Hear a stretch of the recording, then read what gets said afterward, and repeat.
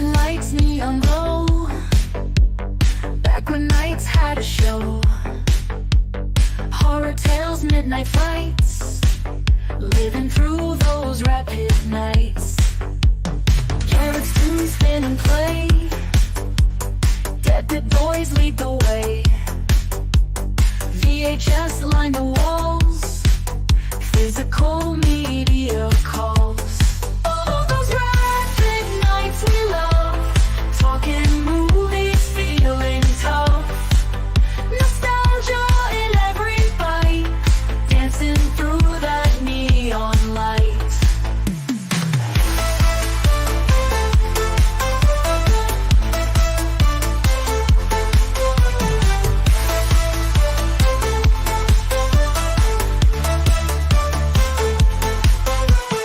Every scream, every shout.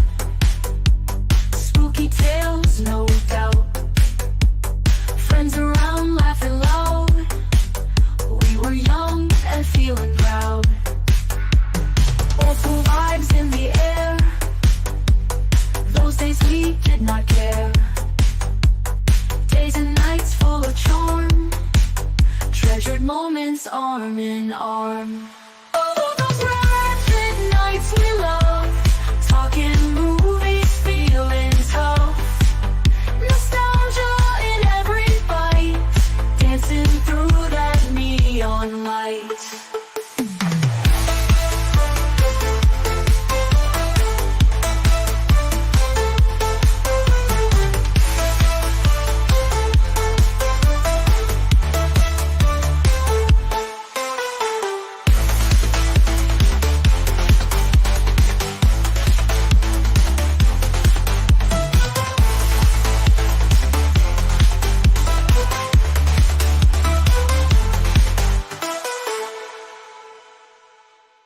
What is going on, everyone? Yo.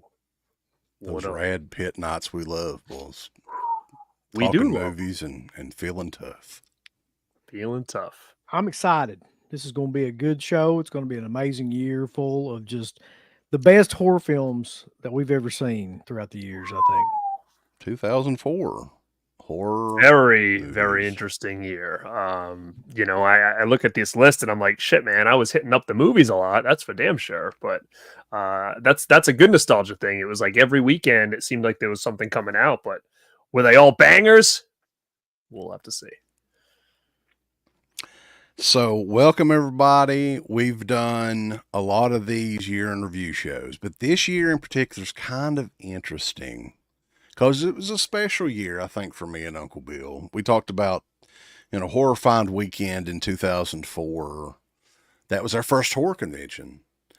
And it's going to be fun to go back and see what movies was released the same year, right? Was there anything that motivated us, got us into the genre on a mainstream level? Probably not, but we'll have to see. What do you think, Uncle Bill?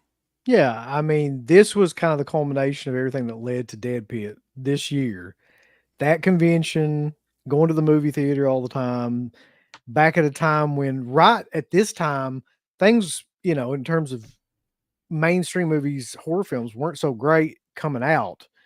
It wasn't until 2005 and on that like stuff was coming out all the time because they figured out like a particular formula that started to work. We'll talk more about that like as this show goes on too. But yeah, this is kind of like the formative years of Dead Pit, the formation of like everything that it would become, which is weird considering this year. But yeah.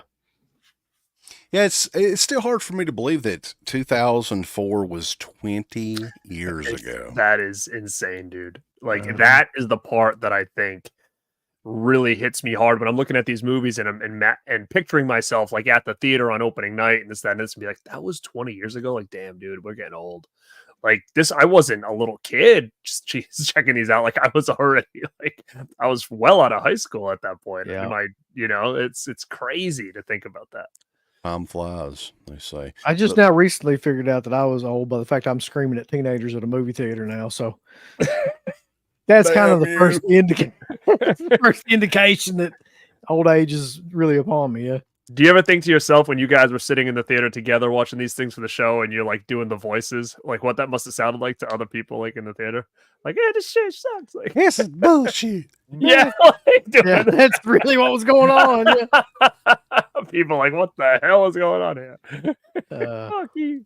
Let's hit up the chat though real quick and then we'll get started because we do have a lot of stuff to talk about. I don't know how much good stuff, how much bad stuff, how much ugly stuff there is, but we'll get into it here. Saturn Video's in the house. He's already mentioning Seed of Chucky. Oh yeah. We're going to be talking about that. He mentions a couple more here. Black Peter, Uncle Bill's favorite. What is up, my guys? 2004 is a year filled with some good, some real bad, and the year that, too much information here. He just didn't see the end of that sentence. Tape Rot Video. What up, man? Foz Rotten is in the What up, house. Too. Fozzie? Baby Faith Thompson, baby. Baby Faith Thompson. Sounds like a damn gangster, bull. Yeah, he's got a Tommy gun. He's busting in someplace. He's going to shoot him up. Babyface Thompson is. Dirk is in the house as well. What's going on, man? Hey, Dirk. Scratch Bueno. What's up, man? Hey, Scratch. Brandon Dvorak. What up, Brandon? Dawn of the Dead remake was dope, yo. The Witch Hunter. What up? The Mayor. If I've not mentioned him enough. And Rambo is in the house too. He wants to talk about the butterfly effect, which is interesting because I think that is the first. We're going to try to do chronologically as much as we can here. That's going to be the first movie that was on the list for 2004. It's technically a thriller / suspense film, but Ashton Kutcher starred in it, and I would have never, ever, ever watched it had it not been for word of mouth. People saying, oh, this movie is nuts. You got to check this out. Otherwise, I would have never, because Ashton Kutcher was in it, I would have never watched it. Yeah, I like this movie a lot, actually. It was pretty different at the time. It was pretty risky at the time. I think it took a lot of chances, especially with Ashton being like the front lead in this movie because he was kind of over at the time, like with the stuff he was doing. So I love Butterfly Effect. He was over. Do you like that term I'm using here? Wasn't he doing like Punked around this time? Yeah. So that was like, I mean, that was before we knew just how annoying Ashton Kutcher was. Like, everybody was kind of on board with him at that point. Yeah, but man, this was a good movie. It was messed up. You know, I haven't watched it in quite a few years, but you know, now just talking about it, I'm like, man, I'd love to check this out again. And I don't know where this thing is. Like, is it on physical or is it only got the DVD? Like, I think I only have the DVD still. I think I've got a Blu-ray of it. That may, It may be one of those very early Blu-rays, so I don't know how good it looks, but I think Butterfly Effect was one of those deals where they immediately came out with like generic, like direct to DVD sequels, and that kind of destroyed the franchise a little bit because Ashton Kutcher, you know, he wouldn't come back or anything. Isn't there a scene this though? This is the part that I remember being like, I almost kind of laughed, where like this is a time travel movie. There's different existences of his character. Isn't there one where he's like just got nubs? He don't have arms or legs. Yep. Yeah. Yeah, I remember that part. I'm gonna throw a name out to you that I hadn't thought about in forever until recently because she was in a bunch of early 2000s movies. Do you remember Amy Smart? Yes. She's in this movie. She's in Butterfly Effect, and she's also in Mirrors, I think. Road like Trip, I think, was one that she was in. Yeah, it was. She was cool. She was in Just Friends, which is another cool movie. But man, you know, like we talk about all the time, like shitting on Scream Factory for what they're releasing. I think if they got Butterfly Effect or something, like that would be a pretty cool, like little release for them to get. Because, like I said, I didn't even know it had a Blu-ray. If it does, it's got to be some kind of like old standard Blu-ray. But that's a movie that I feel like nobody really talks about anymore, and it kind of deserves a little bit more of a shout. That's true. It wasn't very indicative of what was going on in mainstream films that time. What the hell's Ashton Kutcher doing now? By the way, I was just wondering that. I mean, he's got like he make like $1 billion or something crazy like that off some sort of it was investments or Yeah, because he was on company that or something. show Shark Tank for a while. Remember, he was buying a lot of businesses on that show. He was like one of the investors. So I think he's fine now. Is he still with Demi Moore or now? Is that He's not? with Mila? Wasn't he with Mila? Oh, okay. Yeah, Yeah. you're right. You're right. Yeah, the him and Moore Demi thing. got divorced. But I mean, I don't really keep up with shit like that well, but I'm pretty sure that Demi Moore is it Demi or Demi? I can never really figure that out. who She's cares? hot though, Who but cares? you know. Yeah, she's still pretty good looking. Did you for see her in age. that documentary? The Yeah, the brats. Brats? Yeah. I was like, Mhm, Jesus mhm. Christ, well, she looks really good for Yeah, whatever. I mean, 100%, dude. Like, I Mhm. mean, Jesus, you look at her. I mean, even in striptease, she was a little bit not older, but you know, she wasn't a kid. She wasn't like early 20s at the time. Yeah. She looked great there too.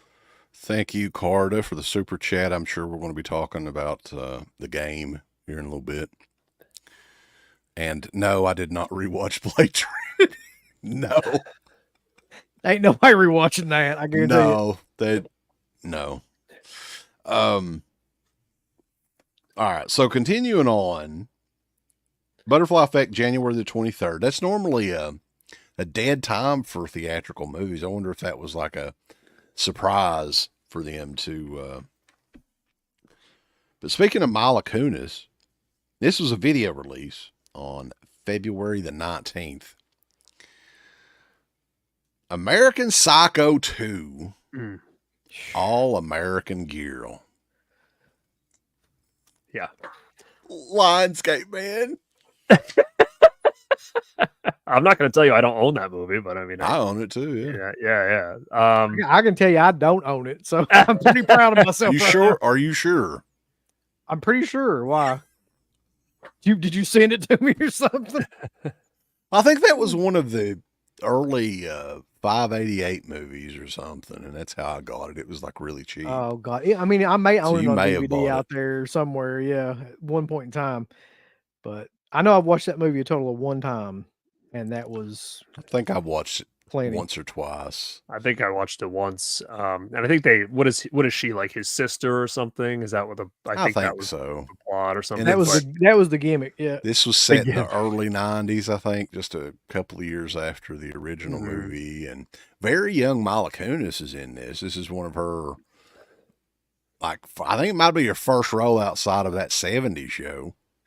Yeah, didn't she play like a she played like I think a college student or something in this. I can't remember. It's been a while since I've watched it, but again, when we looked at 2004 before we did the show, we realized like where horror was at the time, and they were still relying heavily on remakes and sequels at this point. Like that's really where they were trying to kind of continue the genre, and you could see they were really reaching on some of this stuff. Some worked, but as we're going to see, some did not. And somebody asked if this was in the theater. I don't think so, but I don't know for a fact. It just says it was a video release. Yeah, on it says what I've got. Lionsgate Home Entertainment, so I don't think it was ever released in the theater. All right, so continuing on, let's see. One of the bigger releases that whole year, and a lot of people kind of would question why we would mention a movie like this on here, but this is an exploitation movie, right? It's the pure definition of an exploitation movie. Came out February the 19th, made, Jesus Christ, over $500 million.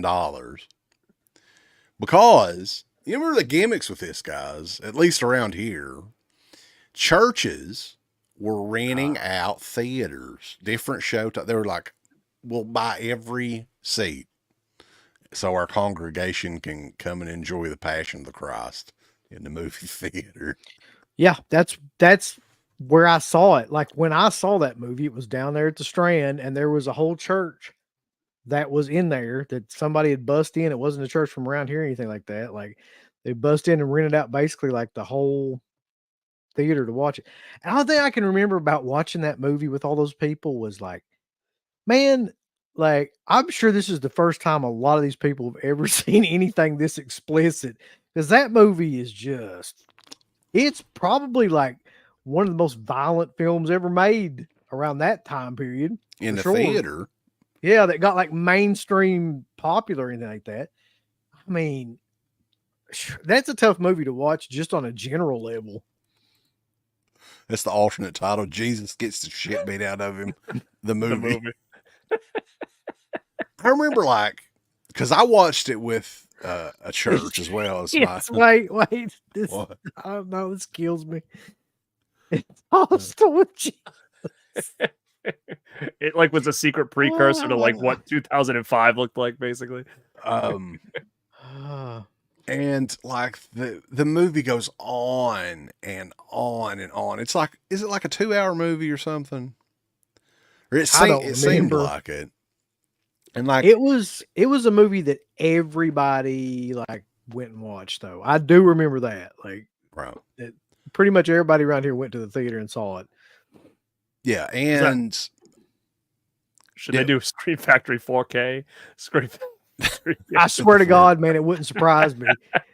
Severin's gonna put it out in like a big bundle. It's not a feel good movie or anything, but it's not a feel good. No, I mean, I guess it's kind of is though, isn't it? But look, in the end, well, yeah, there's redemption in the end. See? That should be the fucking quote on the DVD. It's not really a feel good movie until the end. Not a feel good like movie. Watching your Lord and Savior get beaten up for 2 hours. It's not great.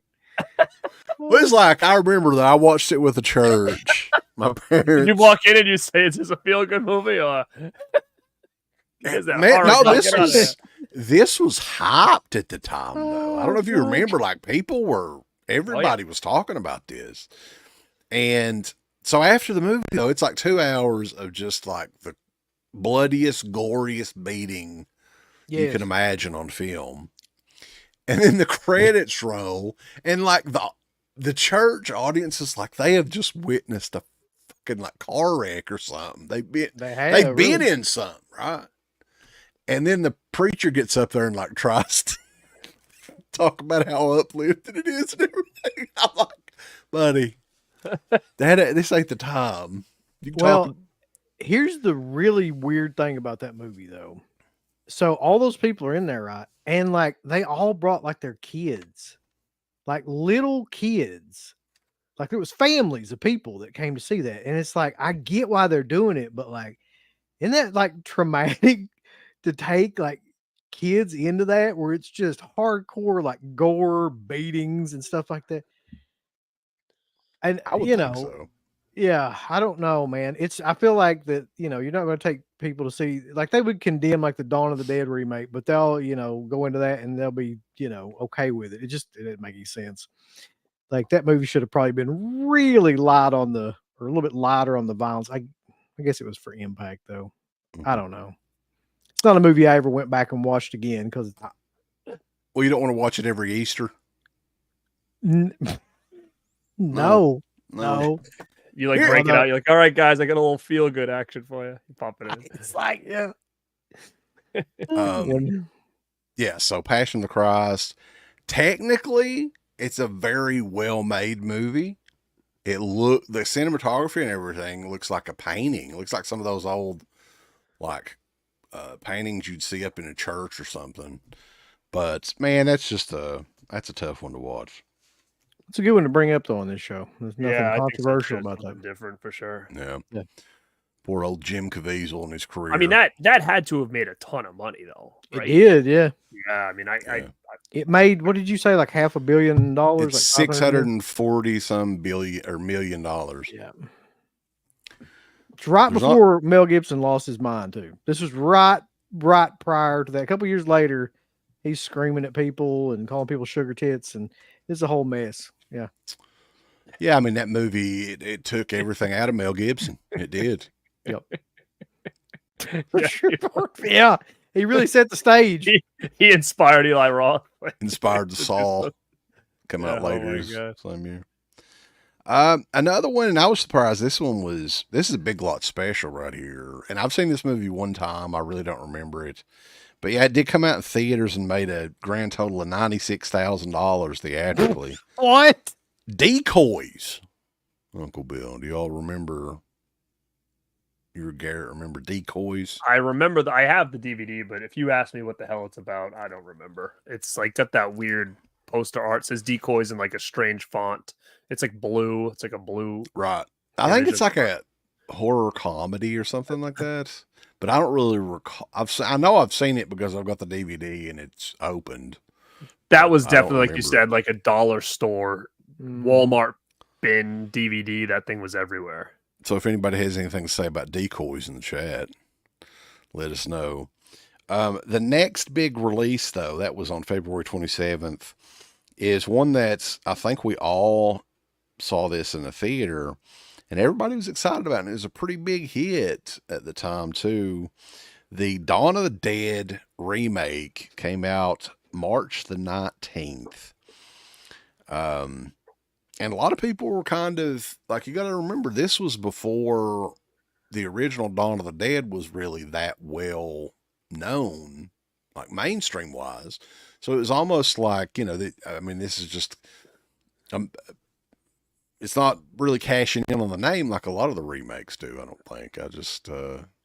I'm curious about what Garrett thinks about this movie, because I don't think we've ever really talked about it. Like, yeah. Obviously I understand what Wes is saying is that for the average person, Dawn of the Dead wasn't a movie I don't think everybody knew. But obviously, if you were a horror fan like myself and you guys, like when you heard Dawn of the Dead remake, you knew exactly what this was going to be.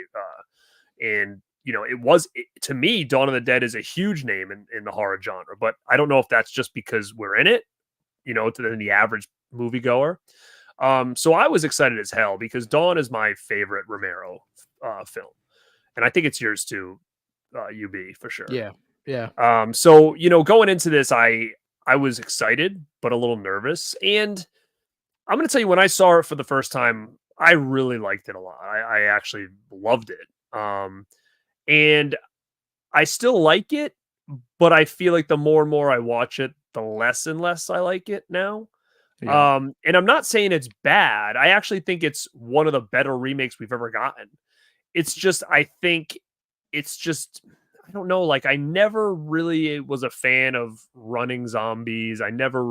There's parts in it I like. I think my favorite part of the whole movie is the guy on the roof. When they were like, when they were picking people off and they were like calling them different celebrities and stuff. And they were like, that is a great scene. Yeah. That's Burt like my Reynolds, favorite scene in the movie still. Yeah. So, I think it's still good. I just think from what it was when I saw it and being absolutely infatuated with the remake, the more and more I watch it, I'm like, I like it, but it's not one I go back to on a regular. Like, I'll go back to the original. Yeah. I'll tell you. Go ahead.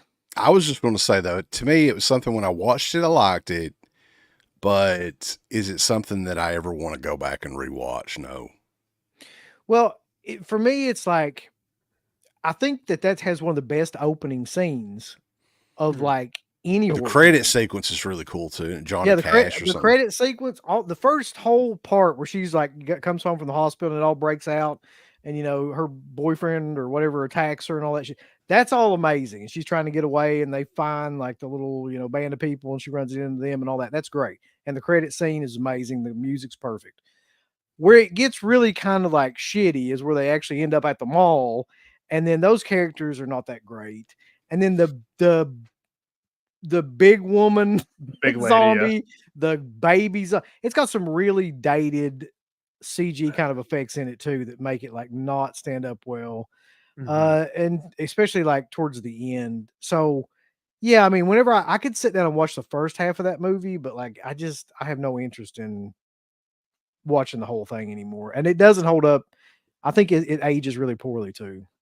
It's got that modern 2004 look to it. like filming look, right? Like, yeah, it really feels like it was that time. And I was excited about like the ending kind of left you on a cliffhanger, and it did so well, and I felt like it was pretty popular that I was like, oh my god, they're setting up for a day for sure at the end. And we never really got that by him or anything else. Like I thought for sure that his next project was going to be a sequel to this in the Day of the Dead. And of course we'd had some Day of the Dead since then, but none that I think really connected this one, right? Because it kind of leaves it a little open-ended at the end for a sequel. And I agree with people in the chat. Personally, I think it's, in my opinion, Snyder's best, at least for someone like me, based on his other stuff. I still think this is my favorite thing that he's done. Yeah, it's interesting. I was going to ask you guys what you think the best Zack Snyder movie is. I don't know a whole lot of Zack Snyder movies, to be honest. We were just talking about this with Rambo. Rambo was talking about it recently. So he did 300. I know that was like his biggest film. Fuck that shit. Dawn of the Dead remake. I thought Watchmen was good. Yeah, what? 300. I love Watchmen. Yeah, that's one of my favorite superhero movies. Like, yeah, any of them. 300 was all right. Like, I mean, it was different at the time. He did a movie, I think, Sucker Punch, which, I don't know, man. Like bomb, that Army of the Dead and shit he did. That was literally about like that was like my worst movie of the year that year. Remember we did like a review show on it, and then I don't really watch a lot of the superhero stuff. I thought Man of Steel was okay. I fucking hated Man of Steel. Yeah, I'd never those movies. I couldn't get through Batman versus Superman. Same. Justice League, I didn't even attempt. Oh no, I haven't. No, Batman vs Superman was not good. I thought Man of Steel was all right. I didn't see Justice League. I've never seen like any of those other superhero ones. So to me, it's got to be Dawn, man. There's no way you liked Army of the Dead, Garrett. There's no fucking way you did. Oh no, I hated it. Good. No, that was like, I think that was my worst movie of the year when it came out, 2020, whatever it was. Army of the Dead was one of those movies though that had potential. It could have been something really cool, but they shit the bed. All right, continuing on though. I looking back at it though on the Zack Snyder thing, I think Watchmen might be my favorite movie of his. It is to me, yeah.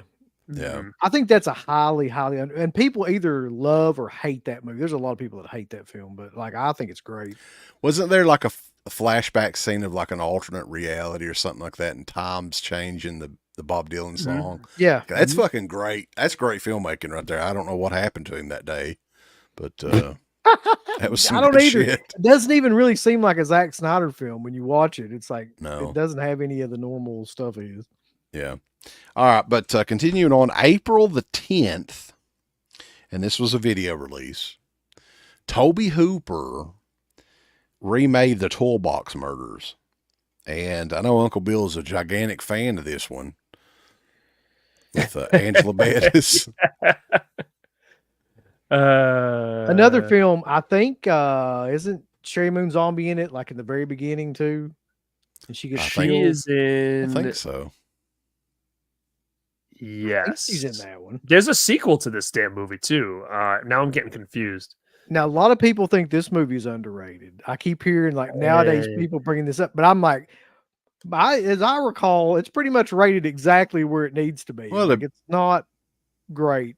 Yeah, I mean, like, I don't think the original Toolbox Murders is a good movie either. I think they're both kind of the same, I would say. Yeah. Both like, whatever. I mean, I will say this. I have not watched the Toolbox Murders Tobe Hooper movie in many, many years. So it could be one I should go back to and watch. But I can remember when I watched it, I was kind of like, it didn't stick with me. I know that. But it is one that I probably should go back and check out again. I agree. A lot of people are saying that everything's underrated. Yeah. I feel like people are just grasping at straws sometimes to find something. I'm clicking on all kinds of shit. Continuing I can tell on. You this, like, I don't remember a hell of a lot about it. So, I mean, it can't be that underrated, or I would remember something about it other than Sherry Moon Zombie being in it. Poor old Tobe Hooper, man. I mean, we all know how he was. He couldn't even hardly string together a sentence. I swear to you, man, that's not a joke. I watched an interview with him and Freakin' recently that somebody just put up where it was Freakin' interviewing him for a showing at the theater or something like that. Yeah, Texas Chainsaw. They were showing. I couldn't watch it because he could not get through a sentence. Like, I don't know what was going on in the later part of his life, but he was not able to string together a sentence. Somebody was posting the interview that Friedkin did with Nicholas Winding Refn. That's one of my favorites, man. Yeah. Was that dude was like putting Drive with like Citizen Kane and what else was it? What He said, Wuthering like- Heights or something like that. Yeah, he was like, he said something like he did another movie called Only God Forgives, and he's like, and that is a masterpiece, and I'm here to tell you that. And freaking goes, if that's a masterpiece, then what do you call Citizen Kane? He was like, it's good. Oh, God, looks was so pissed. yeah, it was great. Like, He somebody goes- call the medic. This man needs help. It's one of the best interviews. If you like, just search it out and try to find it. It's a great interview. The world needs more people that just don't give a shit, like William Friedkin. There's another He's great sorta clip of missed. him too with our good buddy Mick Garris, where Mick Garris tries to say something like, well, so people have been saying this about your movie or something, and Freaking just leans back in his chair and goes, "Who's saying that?" And he's like, "People." And he's like, "No, who specifically is saying that?" It's just great. Like he just like rips him apart. Because it's an easy way up. Some people said, who was Yeah. it? And funny. Mick Garris looks like he's about 20 in that clip, so I don't know. Anyway, that's off topic. All right. Going on April the 16th, Kill Bill Volume 2. I think this is, the consensus is this is, the worst of the two movies, or the least favorite. I don't know, of the two man. I movies. don't either. loved part 2. I loved this one. I thought it was a way better story than the first one was just fighting. I thought this one, I felt like it really tied everything together. I loved the second one. This is another one where it has the opposite effect of Dawn of the Dead on me. You and I saw this at the theater, CK. We saw both of them yeah. at the theater, yeah. So like we were super hyped because we thought it was going to be like the first one, right? So Mhm. we get in there and it is what it is, much slower pace, like much more kind of intricate kind of movie. And we both fucking hated it. Like we were like, I remember that. I don't sure. think I've ever rewatched it, to be honest with you. I watched it a couple of times since then, but it's one of those movies where like it has the opposite effect. It grows on you. Like you start to like figure out more what he was trying to do. It's just so jolting that those two movies are together because they're completely opposite. The pacing is completely opposite. Like one is just balls to the wall action scenes, and the other one is like a slow burn type of like. Volume 2 is far superior. Yeah, whatever. I think it is Alpha. better. I think it's better than part 1. I mean, again, I think it, like you said, it's so different. I think it's what people's preference are. Like I would rather have a slower burn, better story than just action and just with not as much substance, I guess. So I always like this one better. But when you put them two together, I think it works perfectly with each other. Yeah. I mean, I like Volume 1 because it reminds me of like a Golden Harvest film where there's just fight scenes upon fight scenes for It's a no lot of reason. fun, yeah. Like, yeah, shit's just like going on, especially at the Blood end. spraying everywhere and all that. But the second one has some really memorable scenes. Like the scene with anything towards the end with Bill is great, which is really weird that Carradine was that good at that time. Because some people just kind of forget how to act, I've noticed. And the The stuff with buried Bud, alive scene was pretty cool. the stuff with Bud and the buried alive stuff, yeah. Somebody said, Saturn said the whole bloody fair. I've been wanting to see this cut forever. I hear about it, but and it's always like, yeah, we're gonna get it, put on a physical media disc. I mean, I've been waiting for that for 20 years probably now, or a little less than that. There's a bootleg version of it out that you can get. I don't know why, like, dude. I mean, that's like a one of those grails that I really really want. I think at some point in time it will come out, but like Tarantino's very like anal about his movies, right? How many 4Ks are out there of his movies? Not very many, I don't think. I don't other even than know, newer ones. really. Yeah. Hmm. This is another one though that's Uncle Bill and I'm pretty sure we saw this in a theater. I know I did. I think you were with me. And this is a good example of just random like thriller / maybe horror. Because it's kind of like a Killer Kids movie too. Godsend with Robert De Niro and Greg Kinnear and Rebecca Romaine. We did see that, didn't we? We saw it in theater, yeah. I'll be damned if I can remember anything about it. What is the Well, premise of that movie? The Greg Kinnear and I think Rebecca Romaine are married in a movie, and their son passes away, and through cloning, they bring him back. Oh, that's right. And But there's something wrong with it. Is De Niro like the doctor or De something? Niro's the doctor, yeah. I do remember that now. God.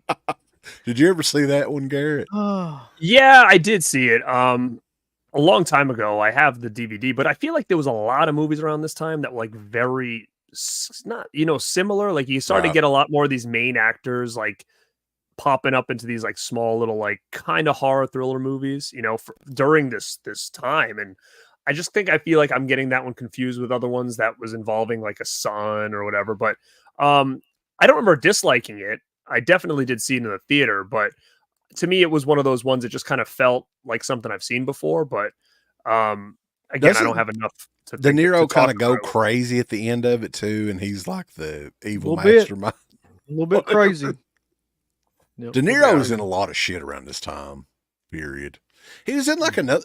Wasn't he in another movie with Dakota Fanning or something like that? Another. That's what I'm like movie? thinking. Yeah. Like that's what I might be like getting it confused with. I'm trying to think what that one was called. If someone in the chat knows, but Rambo, what's up, Rambo? Arrow would. I think you're 100% right. I think. Oh yeah. Mm-hmm. Arrow would definitely do it. That would be. Hey, killer. Blissful. Hide and seek. Hide and seek. Yeah, that's right. Oh yeah, that's. I think exactly we saw that in the theater too. If I'm not mistaken. All right, now, so this brings us to one of the biggest movies the entire year. And I've never seen this movie, and I never plan on seeing it because I've always thought that it looked like a big turd. And if it's out in 4K, though, it might be worth just to see how it's like a train wreck, right? Van Helsing with Hugh Jackman. I remember watching this right when it first came out. And the only thing I was thinking when I was watching it is like, there's way too much shit going on in this movie. Like I was just overwhelmed by the amount of stuff that was happening. Like way too much CG, way too much like action stuff constantly bombarding you in the head. And like, I didn't like it. I never went back and watched it again. Not too many people did like it, I don't think. It was around that time, like I think Underworld had come out not too long before, maybe. So it was like it kind of felt like in the same realm as that. And when I saw it in the theaters, I was like, nah, not my thing. So I really haven't watched it since then. And what's the funny story about that is Mel's really excited about this new Crow movie a lot. Like she loves that dude who's in it. It's not getting good early reviews, right? No, she knows. So she's like, I think she's actually there right now, I think, trying to watch it. But so she's been all excited about this. And they released a poster a couple weeks ago, which was like one of the most god-awful posters I've ever seen. It was like him back to back with like a sword and a girl or whatever. It kind of reminded me of like, remember when Halloween Ends came out or whatever it was? It was like, looked like a buddy cop movie because like, it was him and her back to back, whatever. Yeah. It's kind of the same thing. And I go, what an awful poster. She goes, you don't like it? I go, no, it looks like fucking Van Helsing or something like that. So she goes, so she heard me. I said that to her. So what does she do? She goes and watches Van Helsing to see if she likes it. And she comes back. She goes, why the hell would you ever? I just said, I didn't recommend it to you. She goes, that was one of the biggest pieces of shit. She goes, that was one of the biggest pieces of shit I've ever seen in my life.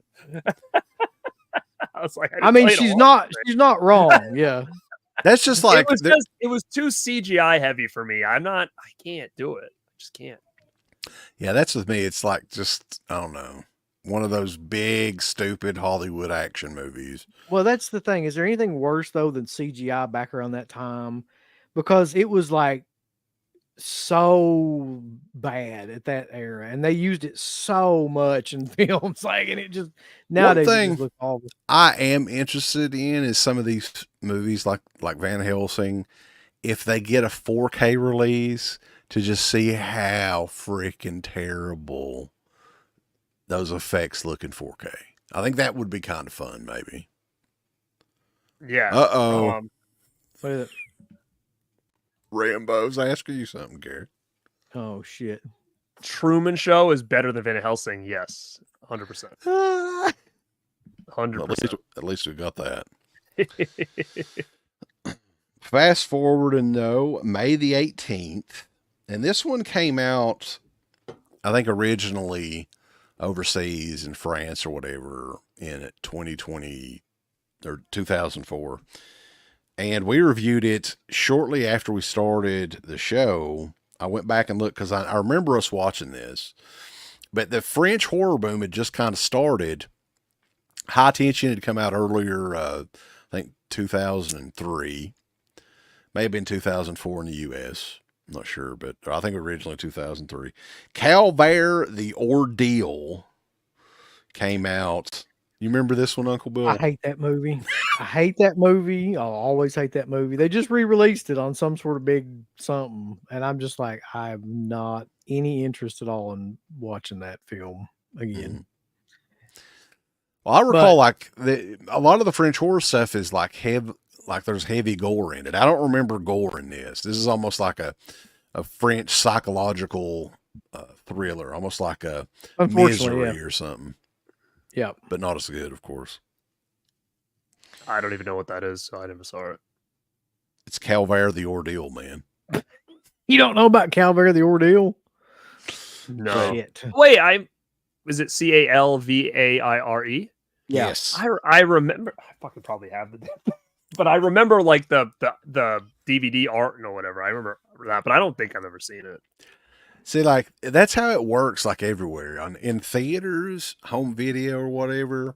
So, like, High Tension was a gigantic success, evidently. And here come, like, I don't want to say they're rip-offs or anything, but it's just more French stuff. Like, oh, let's give them some more French shit. Here, I'll put he wants to poster some of these. You want me to start doing that shit or not? Who is Mr. French? What? Put up all the artwork? You can just screen share this some of his shit. They're calling you about the posters. Calvaire, The Ordeal. Let's see what yeah, you this got. This poster is like memorable to me for some reason, but the movie is not. I think Tartan did the DVD. It was one of the very few that wasn't an Asian movie. Y'all remember this? Y'all ready for this? Oh yes, I do remember. Yeah. That is a horrible film, but I think a I good still poster. I think I still have the DVD of that somewhere. Lost somewhere in time. Right. Mm-hmm. I swear to you, though, I remember that it's something about, it's one of those psychological thrillers where a guy breaks down somewhere and he gets taken in by like an in the innkeeper, French countryside again. and then the guy turns out to be insane. It's just one of those type of movies, but it's very slow and very shitty. What I did is, because I can't, these French horror movies, man, like there's just so many of them. I can't remember which one's which, but I went on the Dead Pit Patreon page and just searched for it. And 18 years ago is when we did the review, in 2006. And I do kind of remember it, but yeah, I mean, it's a one-time watch. I don't think it's anything that I would recommend any of you guys picking up, especially if there's a big deluxe version that recently came out. Yep. Just stream it somewhere or something. Me and you don't like to read, so it doesn't work for us, brother. That's true.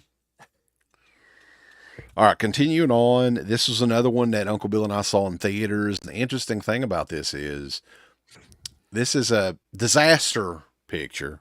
Oh, God. And do you remember this, Uncle Bill? The day that we went there in the theater, there was like this massive, I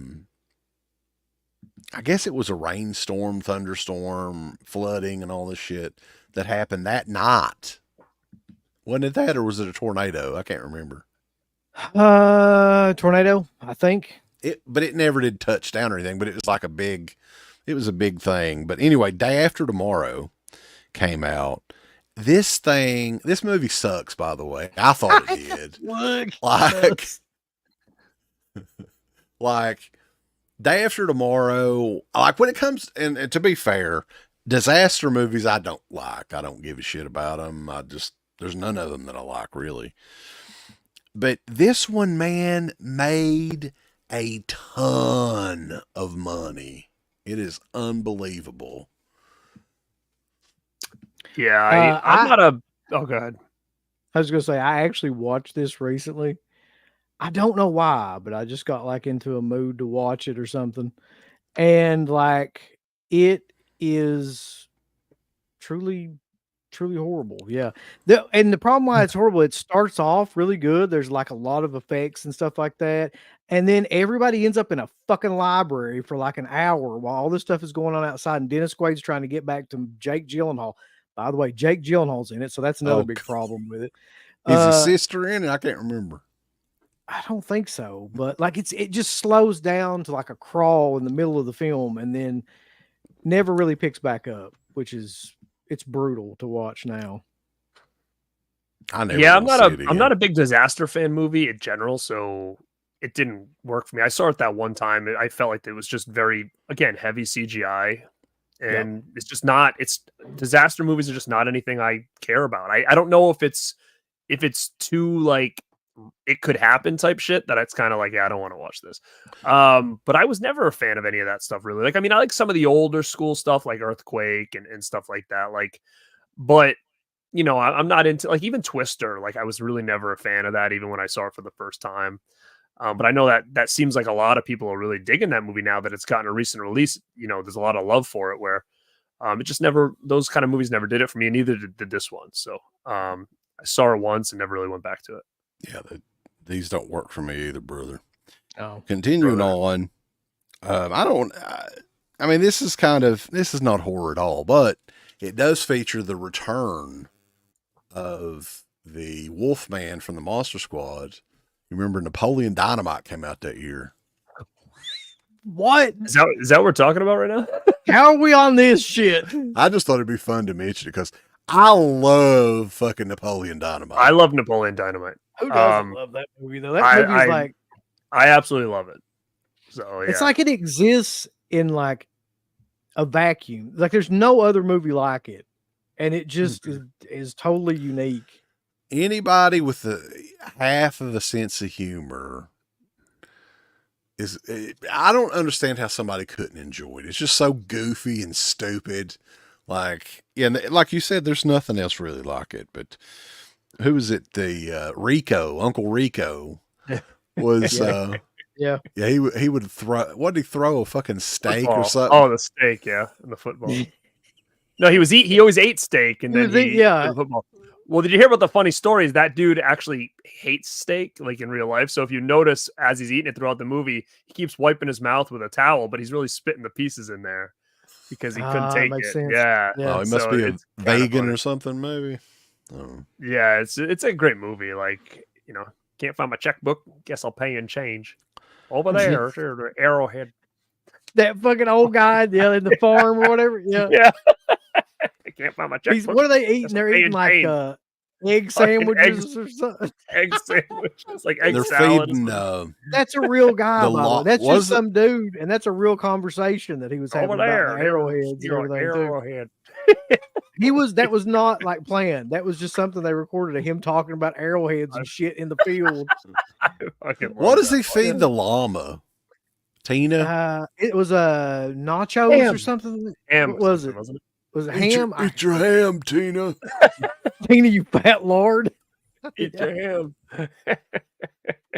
We should do a watch along of that. That'd be so different. I'd be down, man. I haven't seen it, and I actually haven't watched that movie in probably.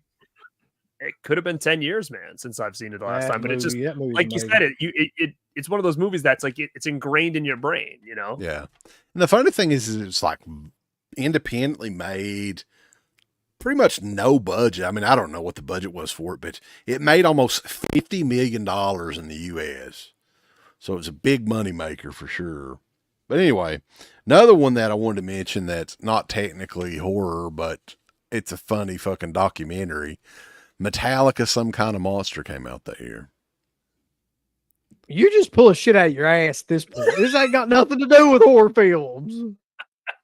I'm just going through this the word stuff. Monster in the title doesn't mean it's got like James Hetfield was a monster in this movie. That is the end of a band. That is, well, let me put it this way. That they documented the end of a band as we knew it at that time. So like, well, this was during the making of like the shittiest album that they ever made, Saint Anger or something like that. I think this was probably when I stopped listening to Metallica. I think the last album I ever bought from them was Reload. So whenever that came out, I think that was it. Like I bought that S&M one that they did with like the orchestra and all that stuff. I bought that, but that's it. I didn't buy anything, nor have I ever listened to anything after that album. I'll never forget this either, as long as I live. Like I remember, what did you say, like 2004? This was so like it seems like it was earlier than that, but it wasn't, I guess. Like I remember going over this girl's house at that time, and she was like, "Holy shit, dude! Like I've got something for you to listen to. Like this is fucking awesome." And I really, like you, I hadn't really like listened to Metallica since Reload, because that basically killed it for me. Like those two albums. Right. At that time period, everybody was like on to them about selling out and all that. And anyway, it's just a whole big thing. But so that album comes out, and she's like, she starts blasting it. I'm like sitting there, and it's just these long ass winding songs. I'm just like, this sounds like shit. Like, I mean, it's like when you put that album on, you immediately notice how bad it sounds just from a musical level, like the snare drum and all that, and the guitars really too. It just sounds awful. And I was just like being tortured to death. Well, I mean, that's a pretty cool story, though, if you think about it. Like, UB dumps chick over Saint Anger. Have you guys heard? Insane. That makes sense. Like, I mean, for her to like that, yeah. It's over. You like this? All right, you're out of here. I think the song was "The Memory Remains," but they made another song out of it. Have you guys heard it? Is it like The Memory Remains 2, like The Unforgiven 2? You no, like it's a meme. People are making fun of Metallica. You know what I'm talking about? No, I don't know. I don't listen to Metallica anymore. It's not Metallica. It's people making fun of Metallica. Oh. I don't think I should play it. I think people are probably not. I just remember like that watching Lars and James Hetfield scream at each other, and they had a therapist there with them like through the whole recording of it, and the therapist was like trying to talk sense into him. It's like, how did we go from Kill 'Em All to this? Like, how did this happen? It's unbelievable. They got too much money. Like Load's the turning point, I think, in the band. But Load, I don't know if I was just the right place at the right time, but I didn't mind Load. Reload, I hated, and that was kind of it for me. But everything before that, man, is still works, you know. And it's just crazy to see how much they've changed. And even when you go see them live now, I think they play still a lot of that earliest stuff, mostly because that's what everybody loved. So did they first 5 albums back to that, and did it work? I don't think so. You mean Insane Anger? Or do you mean just in general? Like in general, like they weren't they just didn't feel like the same band after Load came out going forward. But did they ever try to, like, you know, some bands will like look back and be like, let's go back to our original sound.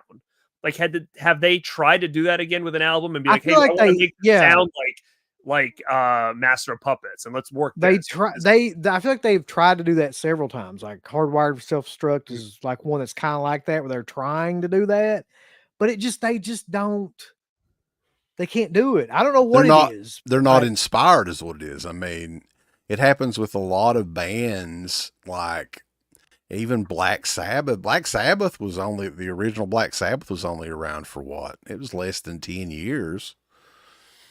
And even the last 2 or 3 albums that they had sucked together. So, but, anyway, moving on. I don't know. I think that you're right, though. The worst thing that happened to them was success. Like when they did the Black Album after that, they were just like, well, we can do anything. We can, you know, crank out just whatever we want and people will buy it. And they did, but I mean, they never really cared as much. And there's a whole thing on the internet about nowadays how fucking lazy Lars is. And you can look at clip after clip of him in concerts. He doesn't care at all. He's not playing these songs remotely like that anymore. Yeah.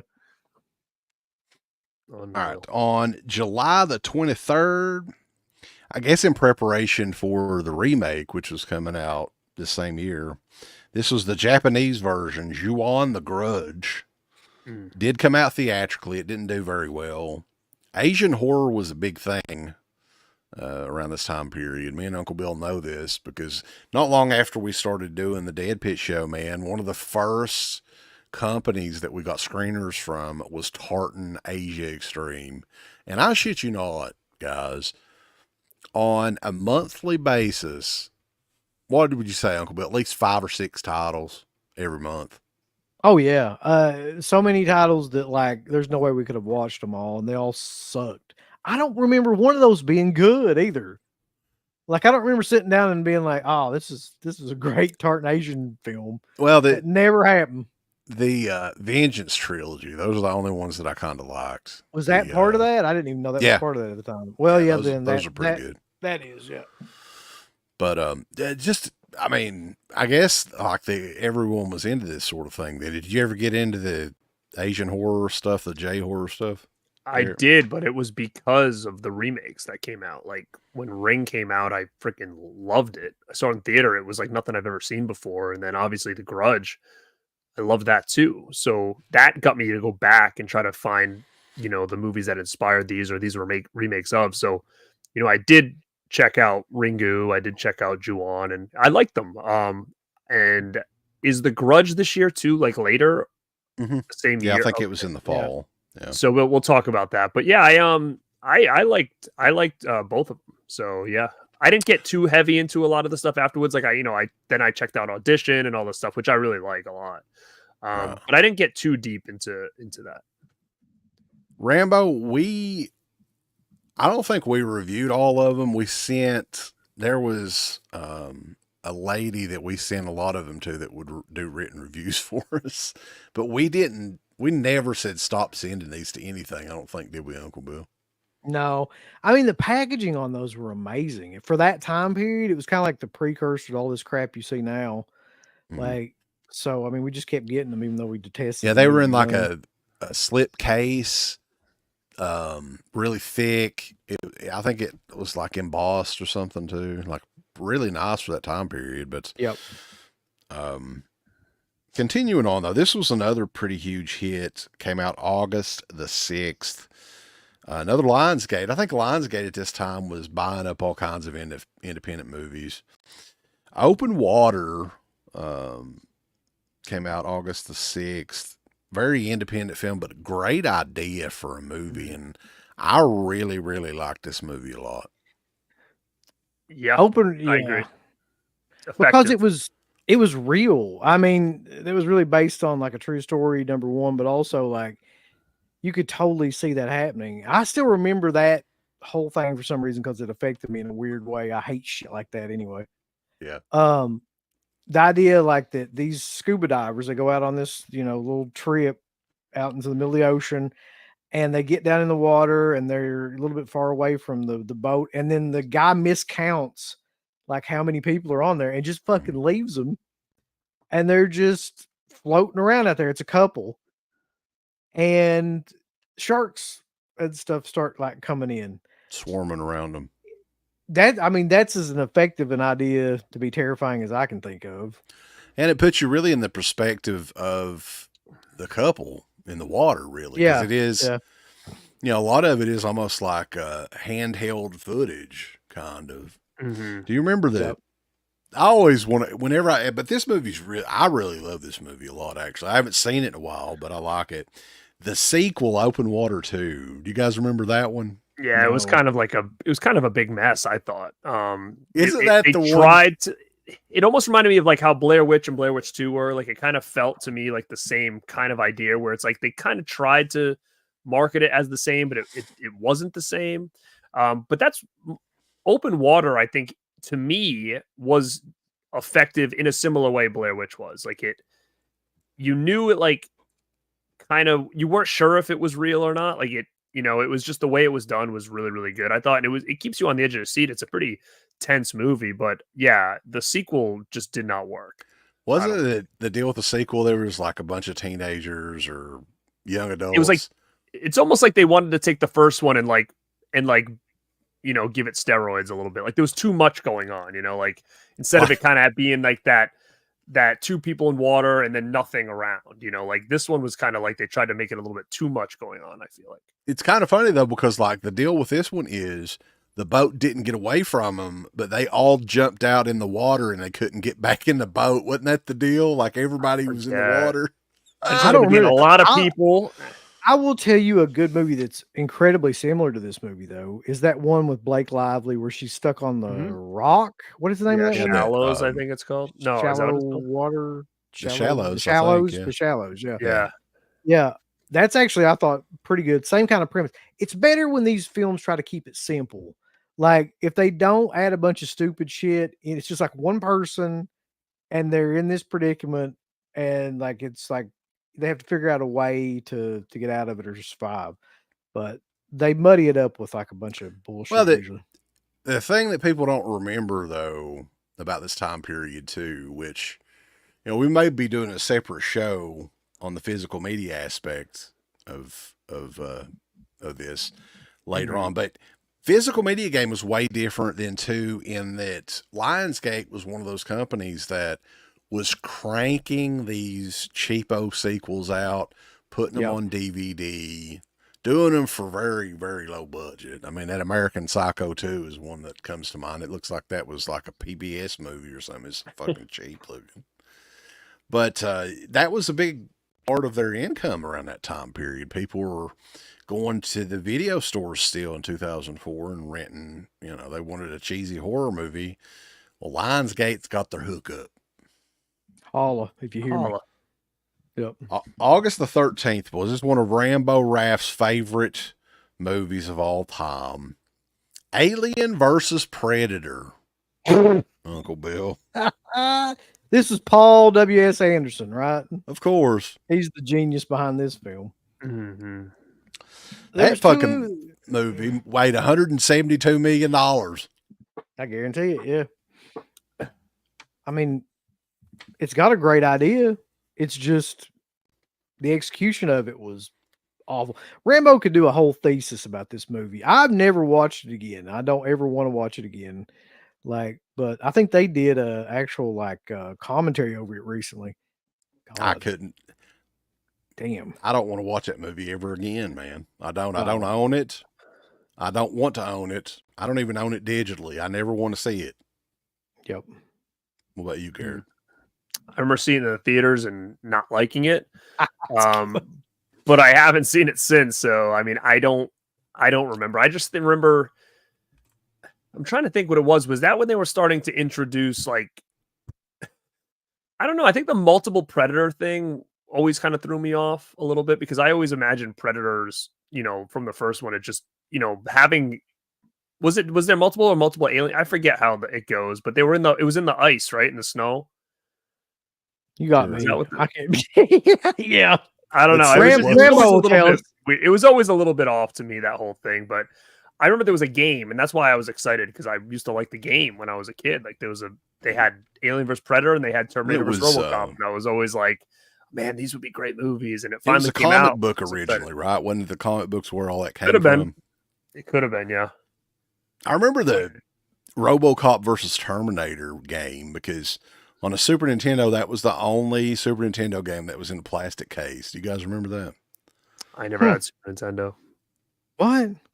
No, that's the only big main system that I never owned ever. And my brother used to always say, he still says that was a bad decision because that's one of the best systems of all time. For sure. Because we chose Genesis as kids. We had a choice. It was for Christmas. You want Genesis or do you want Super Nintendo? We were Nintendo kids, so we were and then my neighbor's I'm getting Genesis. We'll get Genesis so we can trade games. And Genesis had the cooler commercials back then. It made it seem like Genesis was cooler or whatever. That's what won us over, though. We do it Nintendo and all that other shit. So really won us over. But Terminator vs. RoboCop was bloody as shit for Genesis back in the day. Yeah, I think Sega didn't really censor any of their stuff either. Although the graphics on the Sega look like shit compared to the Super Nintendo most of the time.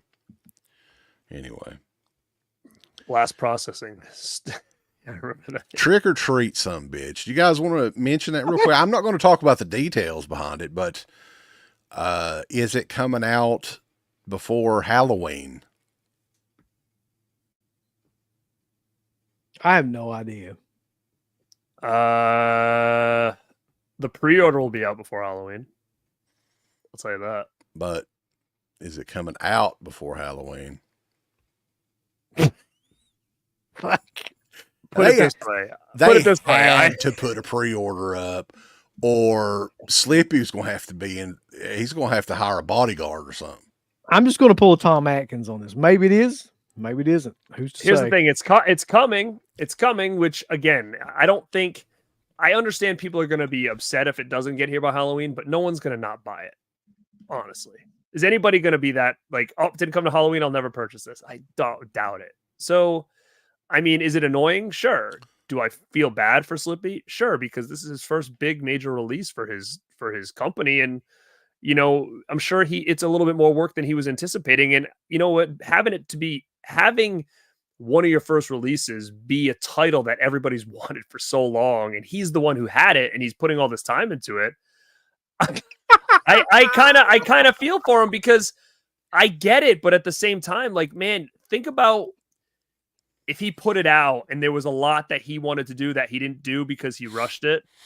I don't know. Like, I kind of feel like I trust the process because I know he's going to try to make this thing as perfect as he can. So if he's waiting on certain things or people to call him back to get something in, I don't want him to regret it at the end of the day and then re-release it with like different stuff on it because he got more, right? Like, so I'm okay waiting. I'm not in a huge rush. There's going to be tons of shit to come out by Halloween, but I understand from everybody's perspective on, you know, to not promise something you can't deliver. I get it.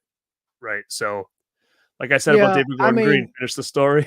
Finish the fucking story. That should be, you got to make that into a shirt, Garrett. Seriously. Well, the truth is too, like, things happen. I mean, we joke with Slippy a lot and poke fun and everything here and there, but man, like, you know that this is bothering him for sure. So yeah, I mean, I kind of feel like shit like that happens. We pushed it for a while there with him because we just thought it was funny and like it was actually going to work out and everything. But I think at this point, it's like kicking somebody when they're down. I don't think we should fuck with it anymore. I mean, Slippy's a good dude. He's always been good to us. It'll come out at some point. He donated your laptop fund. Yeah, I really don't. He is not going to. It's coming, right? So it's not. It's going to happen. It's just. Maybe everybody has to wait a little bit longer, but I get it because I think he just kind of bit off more than he can chew. I mean, I think, you know, putting features on something and giving it to somebody else to take care of, but when you're distributing it and you're doing all the stuff, I mean, it's probably a lot more than he anticipated. And I don't know, it'll be here this year, put it that way. Yeah. So good luck, Slippy. Scoopy. Said his new name. Scoopy. Somebody mentioned the trick or treat commentary. Well, we do have a baller and shot caller spot open on Dead Pit on Patreon. If you want to request that, go for it. That's right. Trick or treat, son bitch. This is a doozy right here, boys. August, the summer of shit is what they called the summer of 2004. Okay. I'm ready. Jesus Christ. Exorcist, the beginning. Woo! I ain't even gonna bother looking up a pic for that. Oh, God, that's so bad. Melatonin, the movie. Yeah. Alternate title. Didn't we watch these recently for so if you want to know our real thoughts on this, go watch our Exorcist. We rank and review all the movies. We go through the whole timeline and we had to rewatch all these suckers, remember? Yeah, I don't even want to talk about these. That was bad. So go check that out. There's two versions of this movie and both of them are over 2 hours long and they're two totally different movies and they both suck. But if you want to hear the details, go check out the Exorcist show that we did. But yeah, that movie they were making big money, man. $43 million somehow. It did. I didn't think it would do that good. Another one, Summer Shit Continues, boys. And this movie made over $70 million. Anaconda, The Hunt for the Blood Orchid. Hell yeah. I've never seen it, thank God. Like, is that a sequel? Yeah. Yes, that's a sequel. And it made that much money? 70. Did it make that? That is kind of crazy. Million. How much did the first one make? Do you know? The first one was huge, a huge hit. Well, you got to think the first one, what year was the first one? Like 96 or 97? I mean, I remember being a hit, but I think I was just a little too young to really understand like how big of a hit it was. Like, you know, because we're talking about things like Congo and shit that we were used to that felt like these big blockbusters. Anaconda kind of didn't, to me, it didn't feel as big, but maybe it was. Woo! Woo! That made all that money. People? Wow. What? What? Who are those people? I don't know any of them. Can you look the cast up? Yeah. I feel like some of those people I've seen before. I just can't picture where. Is that This Tay movie- Diggs? This movie made $70 million. I don't know a single person in this cast. That's Tay Diggs' brother, Bray Diggs. Let's see. Anaconda, The Hunt for the Blood Orchid cast. That'll be great. Yeah, look It that up. has in the cast Morris Chestnut. Who? Morris Chestnut is the lead actor. Yeah. Mo- Katie Mo Strickland. Chestnut. Yeah. Matthew Marsden, Eugene Bird, Nicholas Gonzalez, and Johnny. I've never heard of any of these people. Oh my What God! was- It was directed by Dwight Little, the guy that directed Halloween 4. Directed this movie. Oh, Dwight Peebles. What What was the? I wonder what the budget was for Anacondas 2. It couldn't have been much. Look at them. Oh my God! jabronis. That's how I know that guy. They're right. That's the guy from Boys in the Hood. Who was he in Boys in the Hood? He was the guy, the lead guy that gets shot. I'm pretty sure. Mo Chestnut was. I think I don't know. One of those guys, Ricky. Yeah, Oh, okay. I don't know what his actual name is, but yeah, I thought it was Bray Diggs. I didn't know. Brady. Is that Bray Wyatt? Well, that's Tay Diggs' brother, Bray. Oh, Bray Diggs. Diggs. All right, yeah. Anaconda's The Hunt for the Blood Orchid. That's a surprise right there. $70.3 million. I don't think I've ever watched it either, because to be honest with you, I don't even really like the first Anaconda movie. Look here. John Voight is a genius in that movie. Jennifer Lopez was. I was getting ready to do the South Park impression of Jennifer Lopez, but I was like, hey, that hasn't aged that well. Probably shouldn't do that. No, probably not. That's a weird. You talk about a weird cast. Eric Stoltz is in the first movie. Jennifer Lopez, John Voight, and Ice Cube. Ice Cube's the star, the doughboy. Yeah. Oh, that's the connection. Ice Cube was in Yeah. Boys in the Hood, right? He That's was in what the they first one. did. Yeah, that's what they were doing. I guarantee it. And Mo Chestnut, they got him in the sequel. Oh my God. Yeah. Suspect Zero came out the same day. What the fuck is that? That's another one I see all the time. I don't know if I've ever seen it. You guys, I think I have that. Suspect Zero. I know of it, but I don't recall it. It didn't do as well. 8.7 million. That was a horror movie. September. Now, this one had a small theatrical run, but Anchor Bay released it on DVD, and it was heavily hyped. And man, Anchor Bay did that a lot because they could promote and hype anything and make it sound like it was going to be the best thing since sliced bread. It's this movie called Malevolence. I remember this movie.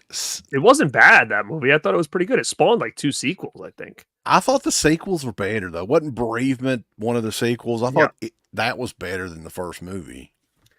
Yeah. I thought Malevolence was pretty good. It got a lot of hype, and I don't know if it was just the Anchor Bay machine behind it, but I remember a lot of people putting that one over when it first came out. I couldn't get into it, man. I remember, I don't know if Uncle Bill, you watched it too, didn't you? I did, yeah. It's another one that I kind of didn't like either. But Malevolence. Had a very small theatrical run. Made, 346,000. let's see who was in Malevolence. If anybody at all was in Malevolence, Anybody would know. There was a bigger name in one of those sequels, I remember. Like, maybe she wasn't a big name at the time, but she might be now. I'm just trying to think who would have been in that. Let's see. Nobody in that one. The cast is completely like. Check Bereavement. I'm going to let's see sequel. Cast is full. There was Bereavement, and then there was Malevolence 3: The Killer. So yeah, you're right. Holy shit! So Alexandra Daddario, how do you pronounce her last name? Alexandra Daddario, the one from Texas Chainsaw. Yeah. Okay. She was in Bereavement, and Jesus Christ, boys. Yeah. Hold on. Yeah. The Ring If 2 I- is 2005. I didn't even know this movie existed, man. Like I had no idea, or somehow What, this Bereavement? completely got by me. So it's like The Bereavement has It's Anchor just Bay called put it out. Bereavement, though. It wasn't called Malevolence 2, the one that I have. Well, they came out with a Blu-ray box set of all three of them. I think that's what that image is from. But Okay. I have the Anchor Bay one over here. Yeah, I've got my the- God. I think I've got the Blu-ray of that from back in the day. Mm, that is that Michael is Biehn bizarre. was in one of them, wasn't he? In the Yeah, second one? this was Yeah, yeah, his name's on it. yeah, he was in the second one. This The was second with one. the Bereavement. That's what the Bereavement? image. Okay. That Anchor Bay. Yeah, did, I've got the Blu-ray version of it, I think. All right, so you guys want to talk about some Resident Evil goodness? At Resident Evil Apocalypse. God. Wow. Is that That might have been also? That might have been the last one I watched. Mila Jovovich, boss. Is that also Paul W.S. Anderson? I know he directed some of those damn Resident Evil movies. But I'm not one to ask about Resident Evil. That's true. There's not really a series that it's not that I hate them. I just don't care about it more than those movies. Like they're so generic looking. They just look. I don't know if Lionsgate put them out, but it looks like Lionsgate put them out. If they Well, did, they should have.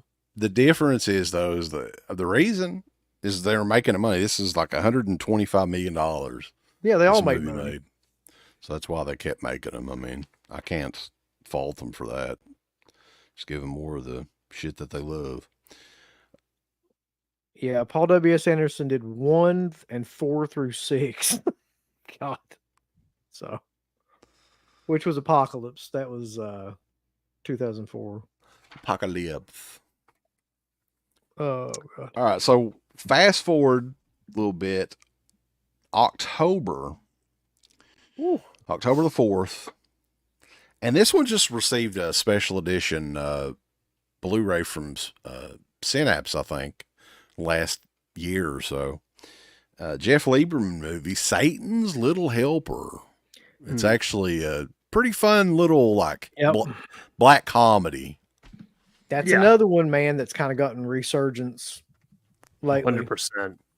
I think that was a huge get for Synapse to put that out on a nice edition. That was another movie I found randomly in a Walmart bin. You know, I was going through grabbing horror movies all the time for like next to nothing, and had a pretty cool cover. Brought it home, watched it. I was like, holy shit, that was fun as hell. And yeah, I think it's definitely an underrated gem for sure. Yep. Jeff Lieberman's had an interesting career, really. Yeah, if you he look at has. some of the stuff that he has done, like, you know, we talk about Just Before Dawn quite a bit. That's kind of his slasher movie. And Squirm was a big movie when it came out. Blue Sunshine. And then this was like 2004. So that, like, I think he had taken a break for a while or something like that and did this one, which is another completely different sort of movie. But I thought it was well made. It's another one that's set around Halloween time too, so it's a fun one to watch. You know, as the Halloween season is upon us, for sure. But Amanda Plummer's in this, but I don't think anybody else of note is in Satan's Little Helper. All independent people on the cheap. Yep. Looks that way.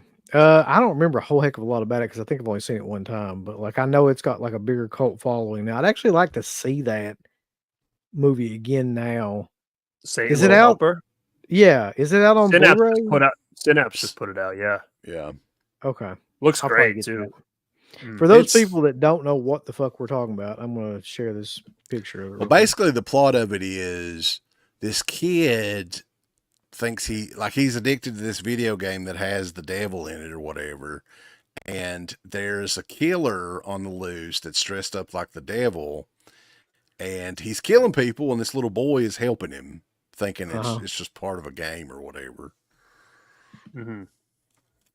Which it actually has a pretty badass cover. Hold on. Y'all remember this one? Yeah. Yeah, I think That's the the new Synapse artwork. cover. Yeah. Yeah. So that's one that I want to get. now that you mentioned it, like I hadn't even really thought about that movie that much, but I think it was Christian or somebody was talking about it more recently, and it's kind of gotten a resurgence in terms of people like. Yeah, digging it. I did a big review on it when I got it. But yeah, this has been a staple for a while for me, and it was cool to finally see it get some love here. Yep, that's a fun release and high recommendation, I think, from all of us for sure. Mm. All right. Another high recommendation. I know Uncle Bill's excited to talk about this one because he's I think this is a Mick Garris movie. Ah, fuck. Riding the Bullet. That movie, Steven Singer. was that actually a movie or a mini series? I can't remember. Well, they've Made got for this. TV. It had a theatrical run, it said. Get out of here! Really? Yeah. That's It not said that it- bad, is what I was getting at. Like in terms of Mick Garris stuff, like that's not that bad. Like that's pretty high up on my Mick Garris list of things. Brian Z is telling no lie. That Mm-mm. the chick in that movie is mighty fine. So I don't know. Have you seen it? I don't think Me? so. Either one of you? Yeah. I have seen it. It's been a long while since I've seen it, though.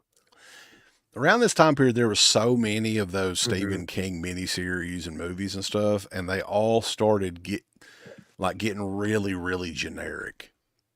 So I just Yeah, kinda you had went this with it. one. Quicksilver Highway was another one that I'm thinking of when I'm trying to remember this movie. But yeah, it's hard to remember which is which of his stuff here.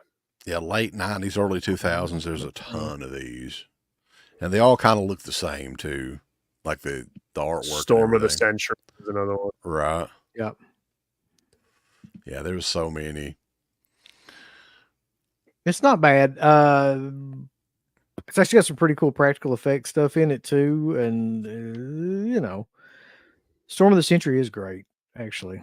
Rose Red is. There's a lot of people that hate Rose Red, but I always. What really year liked the was movie.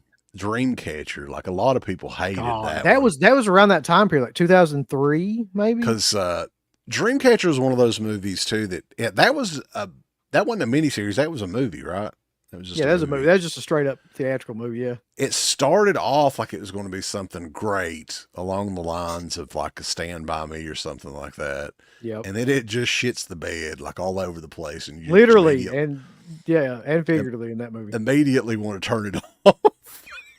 Well, the alien Yeah. comes out of your ass if you remember, like so he literally shits the bed, like Right. Another big problem with that movie is the accent that the guy puts on when he turns into the alien. It's one of the dumbest things you'll ever see in your life. Like, it's just really bad. All right. So big one to talk about October the 22nd. This was a huge money maker as well. We were talking about the J horror boom, right? So, you know, at this point in time, I think the Ring remake had already come out. So of course they've got to do a remake of Ju-on. And The Grudge came out theatrically October the 22nd. Like, $187 million. listen, I've been waiting to do this. I've had this up forever. I've just been waiting here. So this is the last one of these I'm probably going to do. But Show us some turquoise Asian children. I have to do this because it's the best thing you'll ever see. Hold on.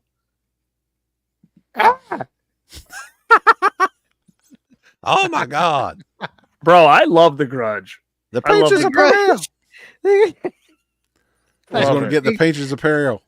picture nowadays is just so great. I can't watch this movie now without thinking about like scary movie where they bury it. I can't help but just think of like Data from the Goonies. Oh, Look, yeah. guys, slick shoes. Like shoes. The Grudge was pretty good when it came out, though. I mean, I haven't watched it in a couple of years, but I always loved The Grudge. I never did like it. Like I like The Ring. The Grudge I've seen maybe twice. And yeah, it's a chore to get through to me. I just never could really get into it. And the Asian children, even at this point, was like, this is Yeah. done to death. But like they continued on They did. They Jesus put Asian Christ. kids like that in every environment that you could put him in, literally, and like gave it to Tartan Asia Extreme, and we had to watch it. So, like, ghost kids became like the new slashers there for a while. Right. Yeah. Unfortunately. Rambo's not a fan of the Grudge either. Damn. Justin Yeah, it was Smith the didn't American like it. version with Sarah Michelle Gellar. Yeah. So the same director of the Japanese version. Remember That's when they interesting. remade that? Didn't they remake that recently? Yeah, that And was then- dog. Yeah, again. Yeah, and then it had like one of the same scenes. Like they almost remade scenes from it, shot for shot too. Yeah, it was wicked unnecessary. I don't know why they did that. That was like when they redid Cabin Fever too. It like made no sense. I don't know why they did that.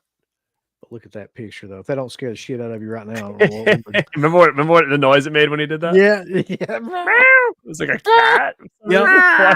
Why is that a cat noise? That's a trend though that I'm glad like that shit's over and done with. Oh, they just started coming out with tons of them, like Pulse and One Missed Call and Mm-hmm. The Booth. what was the other one? Shutter or something? Was that what it's Like called?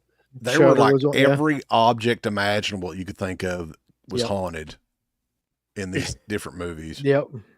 There's a radio station that was haunted in one of them. There was like a phone booth that was haunted. There was a fucking elevator shaft that was The haunted. toilet. Isn't there like a camera or something? Yeah. There was, yeah.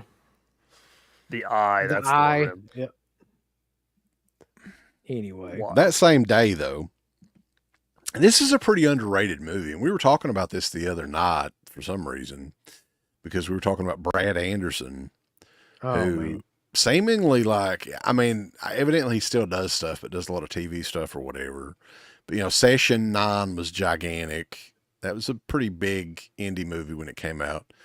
And if I'm not mistaken, didn't they get like some kind of Oscar nomination for The Machinist? That's the one we're talking about. It came out the same day, October 22nd. The Machinist came out in 2004. Yeah. God, man, that's a difficult film to watch. It's a great film. It's difficult to watch because Christian Bale is like 80 pounds or something crazy. Like he almost died preparing for this movie. He lost all Insane kinds to of see him. weight. Oh, insane. Yeah, I Wow. mean, it really is bizarre.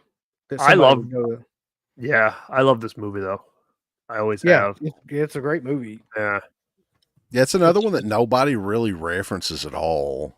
So this would be a killer one for like Second Sight or Arrow. to Oh do. yeah. 100%. No.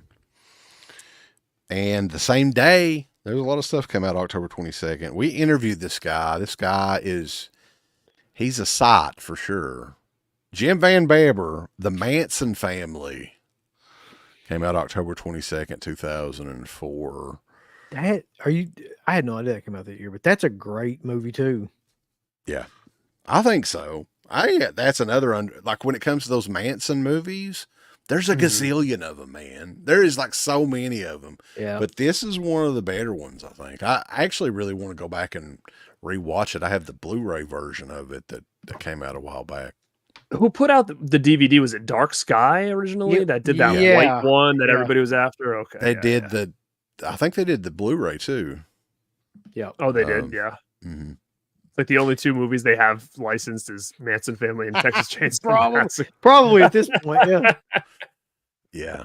But, the very well put together movie. Jim Van Baber's got a lot of issues, unfortunately, because we don't. Well, he Yeah. did. We don't know if he does now. Well, he did. I think he probably still does, and that affected his career. But the guy had amazing, directing ability for sure, natural ability. Yeah. All right, so the next week, and keep in mind here too, like I think the genre was in like a transitional phase. Like they didn't know, that they were kind of doing the Asian thing, right? Doing those, but they were looking for the next big thing. And like it or not, say what you want to about it. I'm not a gigantic fan of these movies, but the next big thing was this movie that came out, like I said, October the 29th, Saw from James Wan. Dun, dun, dun, dun, dun, dun. And Yeah. This movie, they were on a roll for like what is the next 7 or 8 years. Every October, Literally every year. Yeah. there was a new Saw movie, and every year it made tons and tons of money. Interesting backstory though on Saw is, and it's another independent film that Lionsgate picked up at the Sundance Film Festival. The original plan for this was to be one of those direct to DVD movies. Evidently, the fan response at Sundance, and I guess just seeing how the crowd reacted and everything, they had changed their mind on it. So this almost was like one of those direct to DVD releases. That would have changed everything. That would have changed the whole trajectory of horror for the next couple of years, because as we titled this, it was kind of like the horror genre was looking for its next big thing. And I think that's totally true with this year. And it's a very transitional year because you had remakes, you had sequels still coming out. And then, you had a couple original movies, but nothing really caught fire. Then in October, this thing hit, and all of a sudden it was a huge success, such a huge success that it spawned 10, 11, 12 sequels or whatever. And they're still coming out. A lot of movies that came out in 2005, 2006, they all started going with that same kind of style, like that shock, very gory style kind of thing like Saw did. And it really started to change the landscape into more of that ultra violent, people would even say torture porn type horror stuff that we're going to see now in the next couple of years. And I think this was just a random hit, and it stuck and kind of moved the genre into a new direction, which I think really helped the genre as a whole. Love it or hate Saw, I think it really did help keep this genre going strong for the next couple of years. And the next couple of years are pretty strong years in the genre, I think. Well, that's the thing about Saw, though, is that when I first saw that movie, You saw enough. I saw enough. No, I mean, I loved it. I thought that the ending was great. I thought that the whole setup of the film was great, except for some of the stuff with like Danny Glover, which I didn't. He was just really oddly placed in that movie. He's too old for that shit. But he might have been at that time.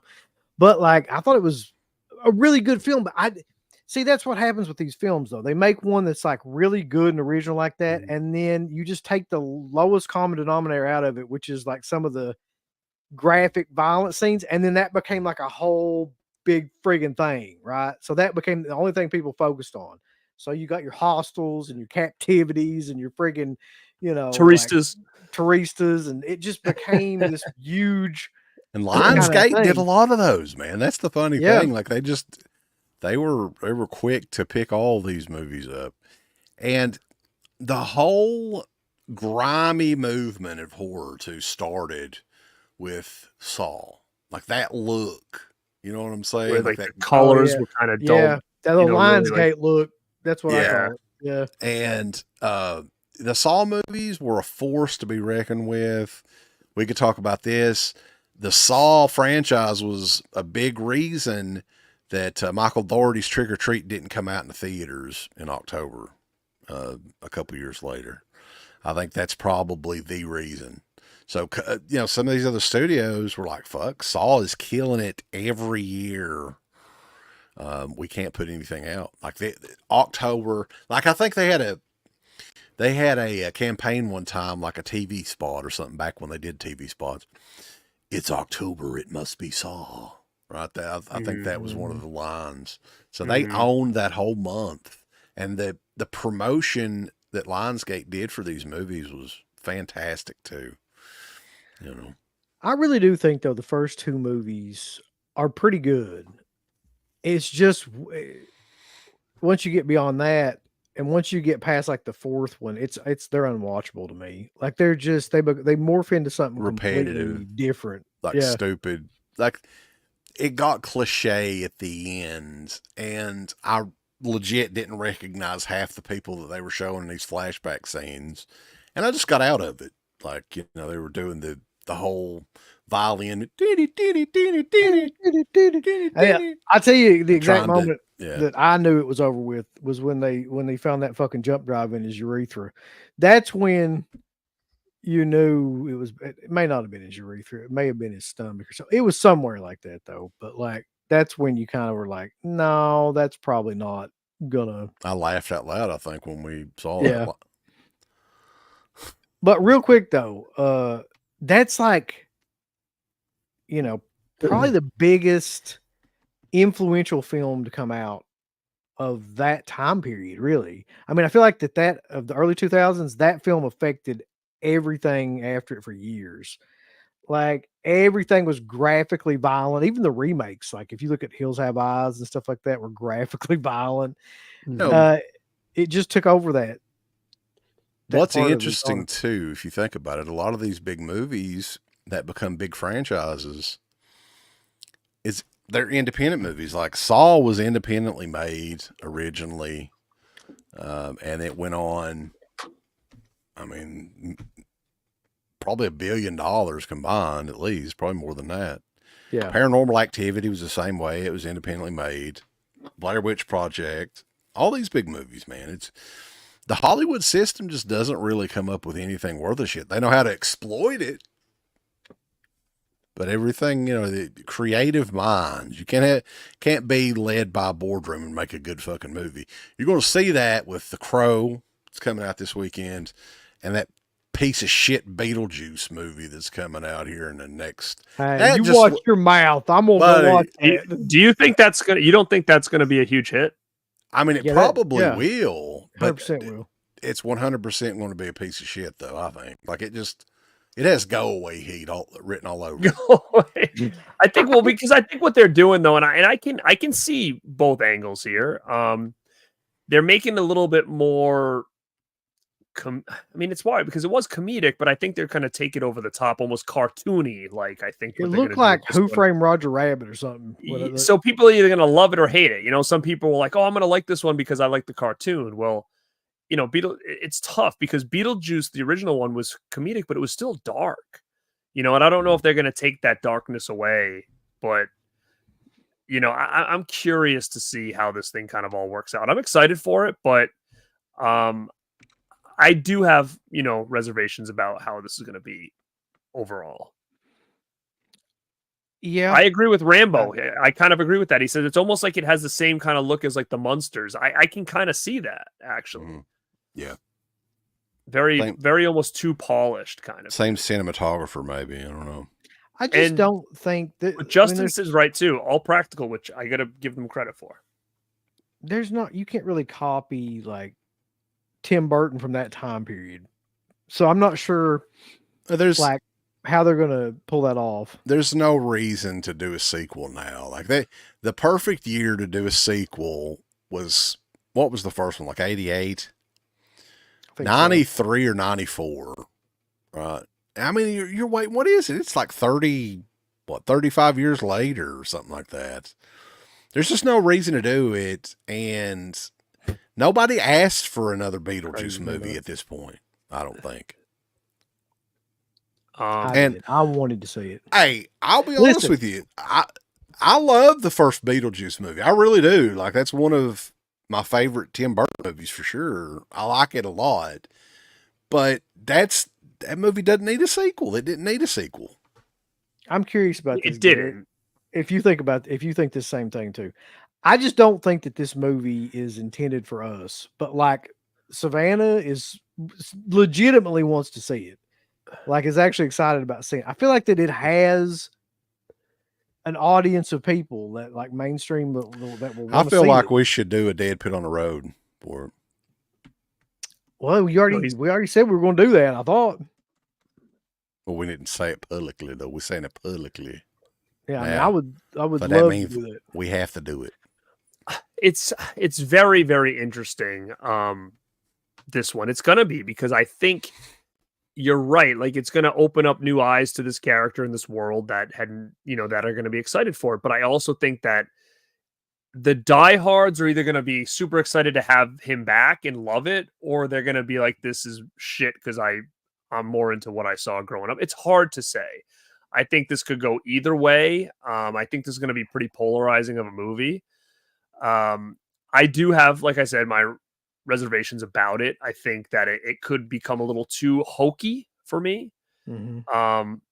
Obviously he had the humor about him in the first one, but I think it might be taken to a level that I'm just kind of like, eh. it's almost cringeworthy, but we'll see. I mean, I trust Keaton. I love Keaton. I like the fact they're doing practical effects. So, I mean, is a lot to this that I'm interested in. I think the angle I'm already not into is the fact that there's like that, his like wife or something. It was that like, is like that woman, like that whole thing already to me is probably just like I'm already kind of like, I don't like where this is going here. But that's all I know. I don't really know much more about what they're doing with the movie.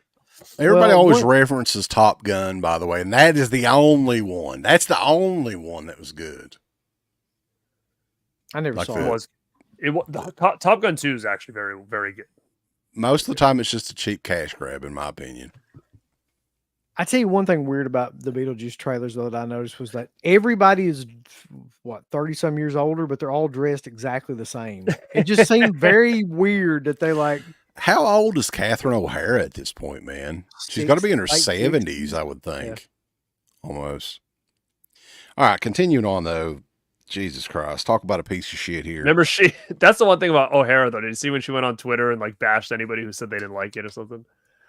No. I'm like, I hate when actors and directors and shit do that. Like, people allowed to have opinions. She basically was like, if you don't like it, you're stupid or something. It's like, you don't like it, do that. Like, I kind of was a turnoff for me. I was like, how can you even say that? Like, nobody's allowed to have an opinion besides it's great. No, like, it's good. She's just happy to be.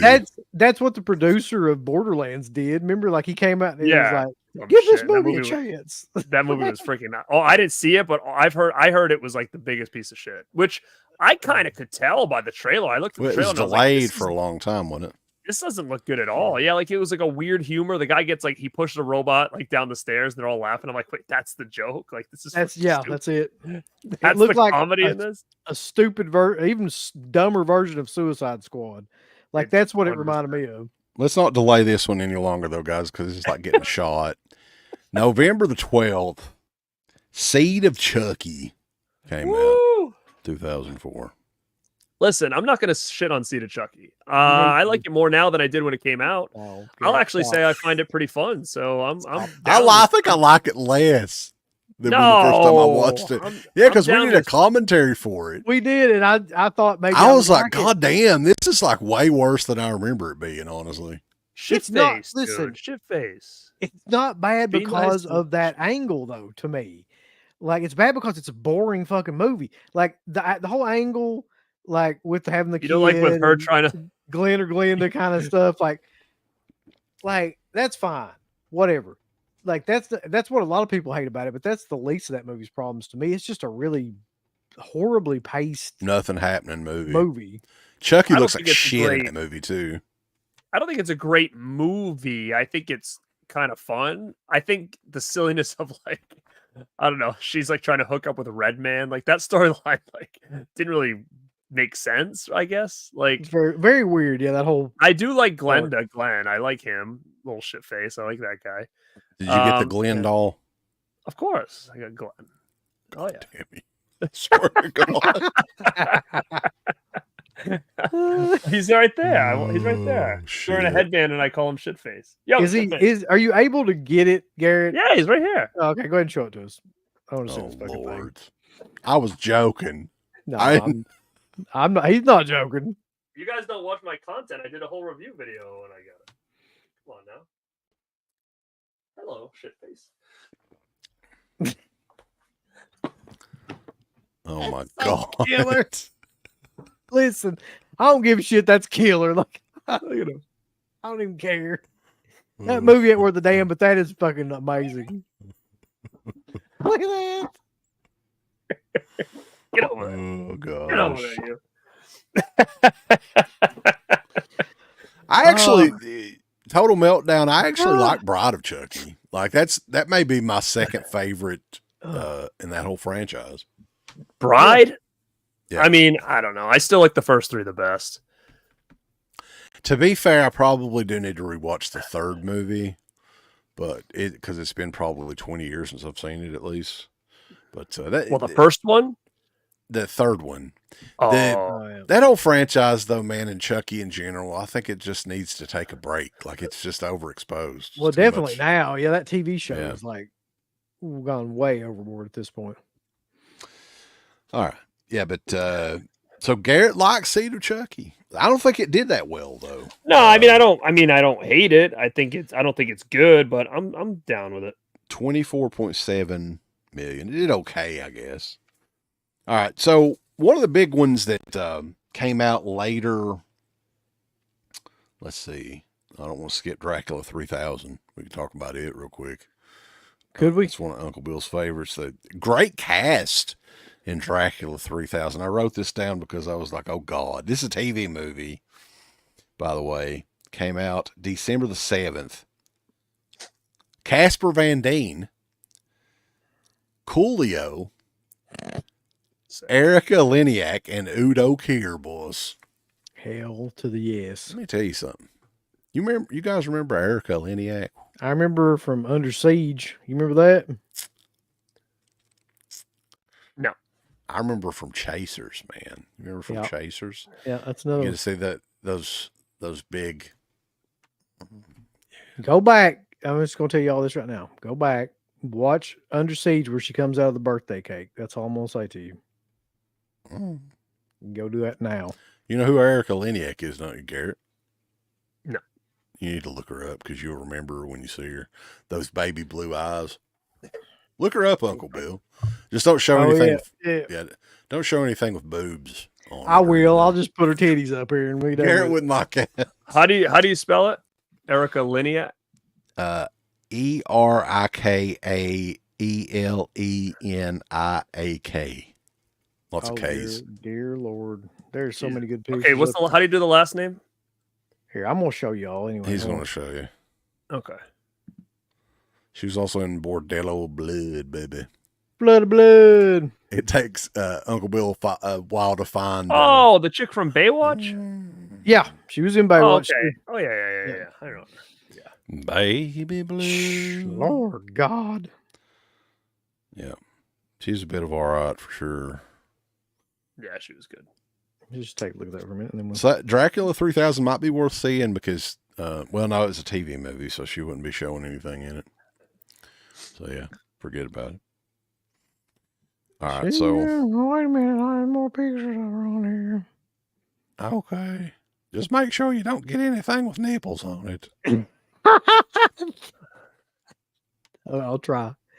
Trying to find a picture of her. Just continue on. I want to find a picture of her in Under Siege, too, though. Go ahead.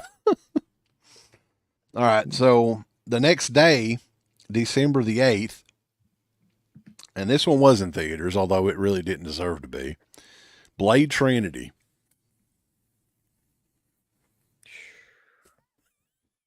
Ryan Reynolds is in this, too. It's the first superhero movie Ryan Reynolds was in. He was ripped, dude, though. Guy's Long in great before, shape in that movie. What was the Deadpool or whatever the hell it is? Oh, yeah. And You had Triple H, the game Trip. There's more good stories about this movie than there is the movie itself. Like Wesley Snipes was fucked up big time or something, right? Yeah. Wasn't that the story? Like, and didn't he go to prison not long after this movie? Yep. Okay. There you go. Look at Trip, dude. Sick. He's got the chrome fangs. He's killing it, dude. Killing it. God. So the story I always heard about this movie was that he stayed in his trailer. Wesley Snipes did, not Triple H. Stayed in his trailer the whole time and smoked weed, and like nobody was allowed to go around him. He wouldn't let anybody like look him in the eye, and he was a total like tool through the entire filming of it. And it was just, I think a lot of the scenes that are supposed to be with them together are actually shot separately, like him and Ryan Reynolds and the other cast members. It's just like he's being shot at a different time or even place maybe than they are, and they're supposed to be like reacting to each other. It's just a mess. There's a big fight sequence in it with Ryan Reynolds and Triple H. And this was around the time Triple H was like, wasn't Evolution or whatever was the gimmick he was going with at the time, I think. Was it 2004? Yeah, Possibly, 2004. I remember WWE hopping the hell out of this because this was sort of a big deal for back then. Yeah. I saw it in the theaters. So, I mean, I rushed out to check it out for sure. Give you a better idea here. I mean, I'm not going to tell you I hated this. I thought it was fine. It's not Blade. It's not the first one, but I mean, I was all right with it. I wouldn't say I'm even a fan of the first one. It's just not my type of movie. To Same, be but honest. I mean, I like the first one a lot. I like the second one a lot. That was Guillermo del Toro, and that was like a really Yeah, a lot of well people done- like the second one the most, I think, right?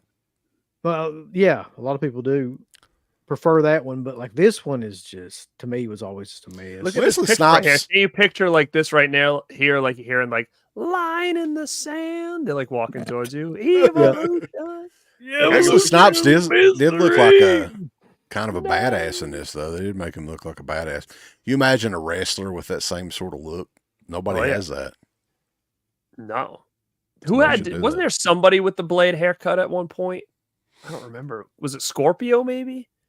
Did he have Percy that? Kinda Watson. I don't remember. But Hard body he looked hair. great. Ryan Reynolds just came out and is trying to get Snipes to come back as Blade. I don't know if they want him to be in like a Deadpool movie and do like a crossover, but there was just a picture of Snipes and Reynolds on Twitter or something on Instagram. I saw, and it said like Ryan Reynolds is trying to get him to do the Blade role again. I don't know if it's for a Blade He's movie or probably- to be in like one of his movies as like How old's Wesley Snipes at this point, though? oh Could man, he he's do gonna it? be I don't even 60s. Is he acting anymore at all? Yeah, Oh, Blade was in Deadpool. Oh, I Yeah. don't know. I have never seen the movie. I have no idea. that was the big maybe- one of the big reveals. Oh, Wesley fuck, Snipes is at the end of it? So I just got spoiled. So it's Fuck, happening, hey. man. Yep, you just did. Well, I would- Sorry. I will was never hoping watch that I was hoping anyway, so- nobody would fucking say that, but at this point, Damn it! I mean, maybe they're doing it to try to see if he can have his own spin-off, maybe like another sequel of a Blade movie. Maybe that's what it was about. And I didn't know the what it was for because I didn't know he was in this new one. I dare them spoil that for you. Oh got some- damn you guys! We got some great ones coming up, though. Garrett, you're going to be really excited about this because also on December the 8th, I think it was a sci-fi original. It's got your boy the Fell Dog starring in it, and Oh, Vanessa baby. Angel. What? Vanessa Angel. Oh, Demonic Toys, baby. Yeah, Puppet Master versus the Demonic Toys. Oh yeah! Come on, Corey Feldman, Baby Oopsie Daisy, and Tunneler, dude, in the same movie. Fuck yeah! Come on. That was like the one thing that I can remember about that movie is Deep Discount couldn't give that fucking movie away. listen. You leave that movie alone. Like it was like Oh, $3 and something at one point in time. I think it was the cheapest Anchor Bay DVD ever. Was the Puppet Master versus Demonic Toys? Anchor but Bay like- put that stuff out. How? Let me tell you something.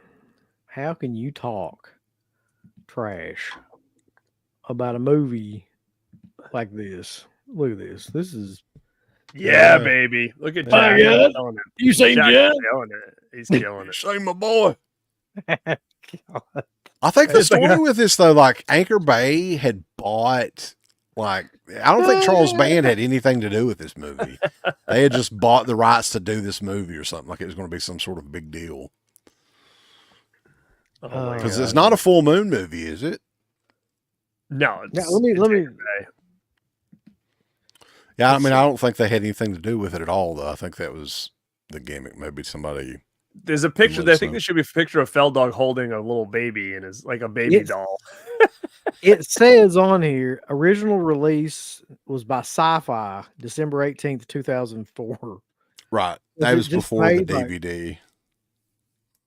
Let's see, who the fuck? Hold on, I can see who released it here. Look at him.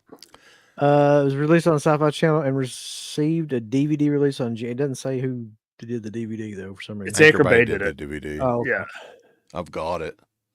I've watched it once. That was enough. I want to rewatch it now. Look at him. Mm-hmm. How could you not love that? It looks Alright, cool. so the other one was another release. It's kind of infamous, and this director is kind of infamous as well. This came out Uh-huh. December the 24th, 2004. Christmas Eve just This- comes out. Yeah, That's it's a promising. hell of a movie. Hell of a movie Oh, to come boy. out on Christmas Eve.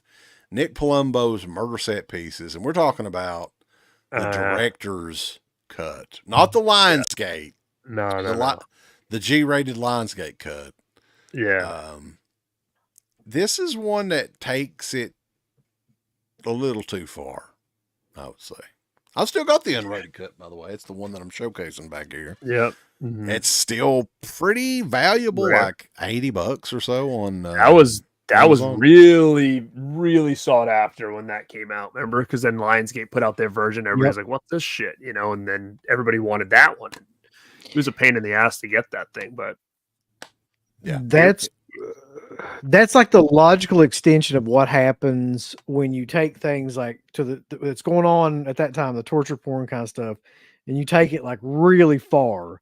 So that's like, to me, like, I don't know when toe tag started coming out with stuff. Had to be around the same time, though. it was, yeah, 100%. So It they're was, basically the same type of movie. yeah, it's the same sort of.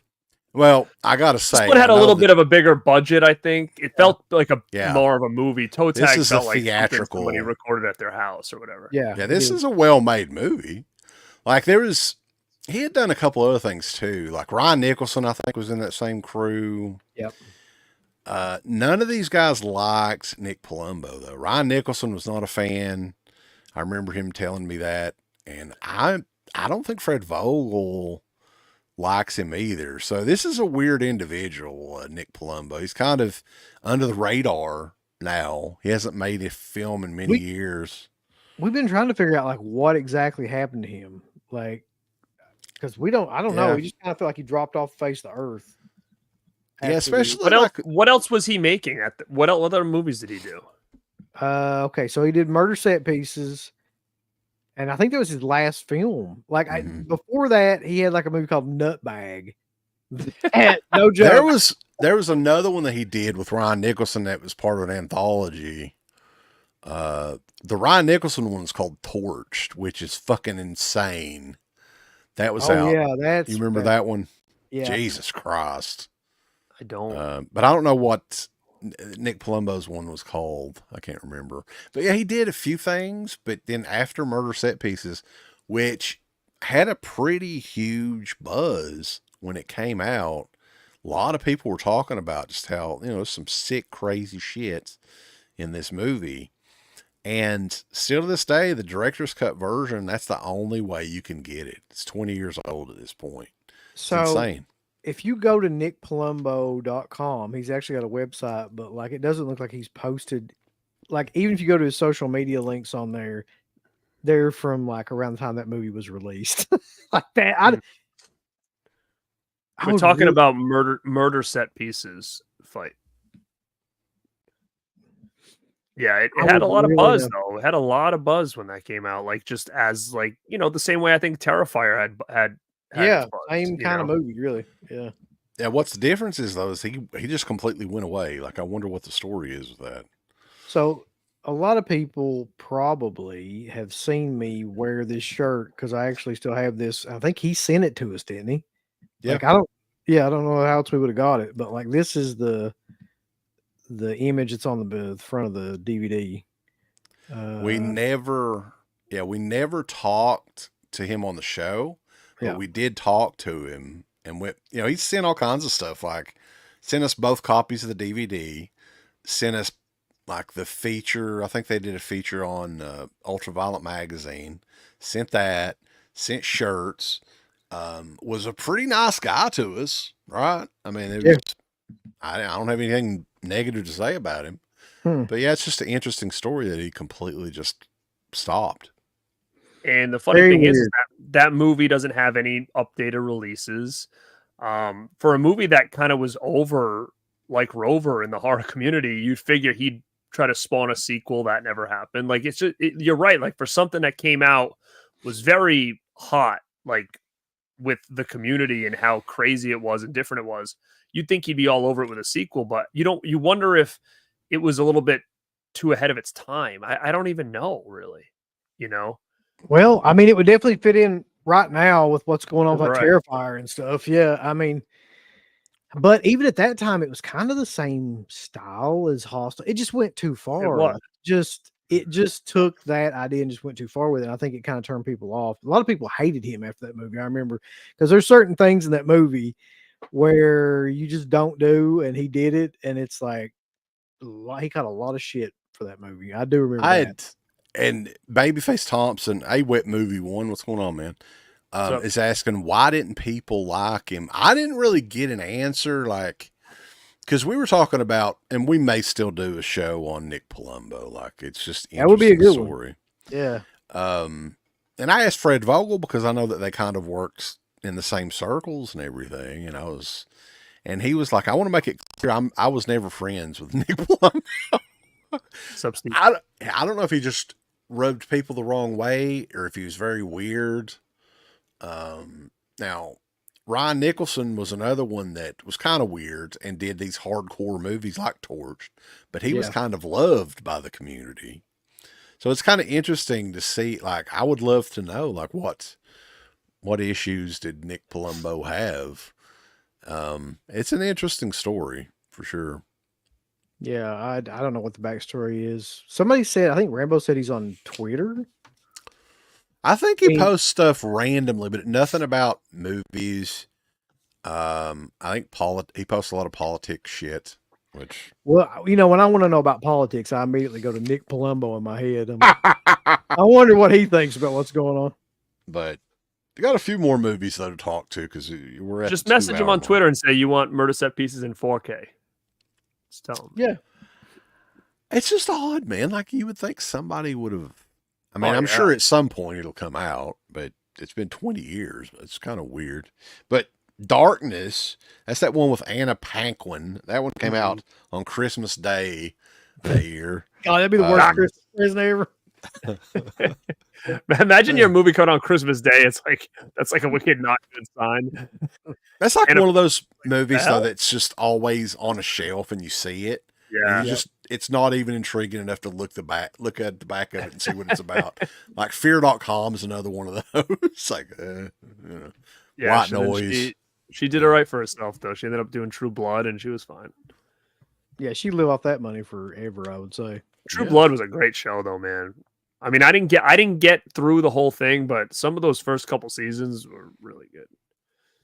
Yeah, it was. I don't remember what year that came out, but like the first couple of seasons that were really good.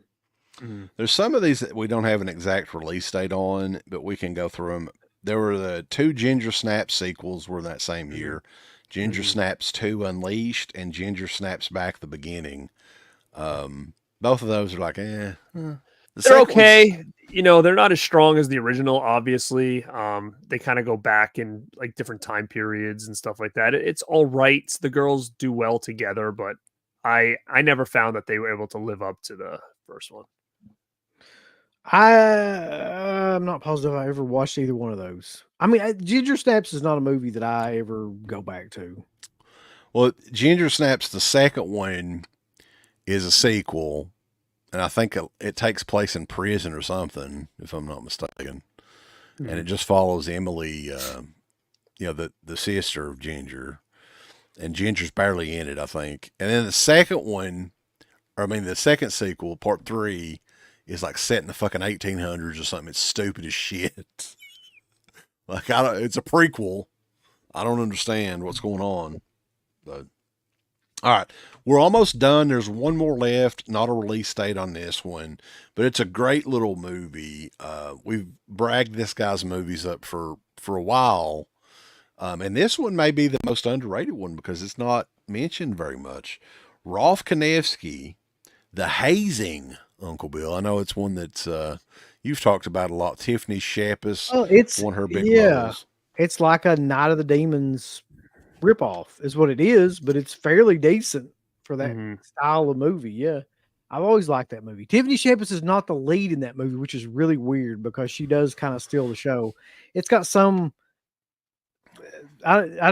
weird name. Nectar Rose, yeah.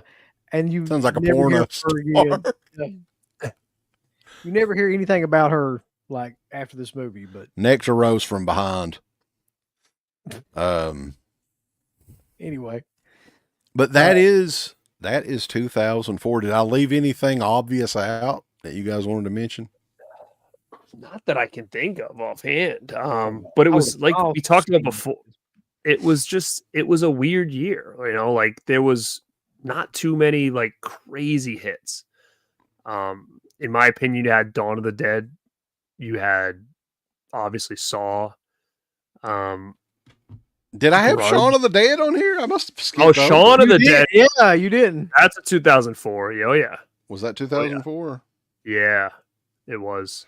Well, we need to talk about Shaun of the Dead then. You I don't wanted think to it's on talk this about- list for some Was it reason. Napoleon 2004? Dynamite It's instead. not. No, I think it's thought it was. 2004. I thought Yeah. it was. too, Look though, it up like, and see, because I think they left it off this list for some reason. It may it's have not come out in showing- it may have come out in Europe. And the Or Village too. It The Village. did. Yeah. Okay. See, I think we may have seen it in the US in like 2005. But yeah, that's the difference, I guess. So technically it did come out in 2004. What can you say about it, man? I mean, I think that this movie kind of led the way for more and more zombie films to come out, especially like Land of the Dead. That one would have never come out if it wasn't for Shaun of the Dead and especially the Dawn of the Dead remake too. I like Shaun of the Dead. It's one of the best. It's one of the best directed comedy like horror films ever. Like it just is. Like you go back and watch it and you see shit in it like every time that you didn't see the last time that you watched it. The setups are great. Edgar Wright's like one of the best director like / cinematographer that there are really. I hated that movie though when I first saw it. I think we talked about this before. Like Yeah. I just did not get the movie and didn't understand what he was trying to do until much later on.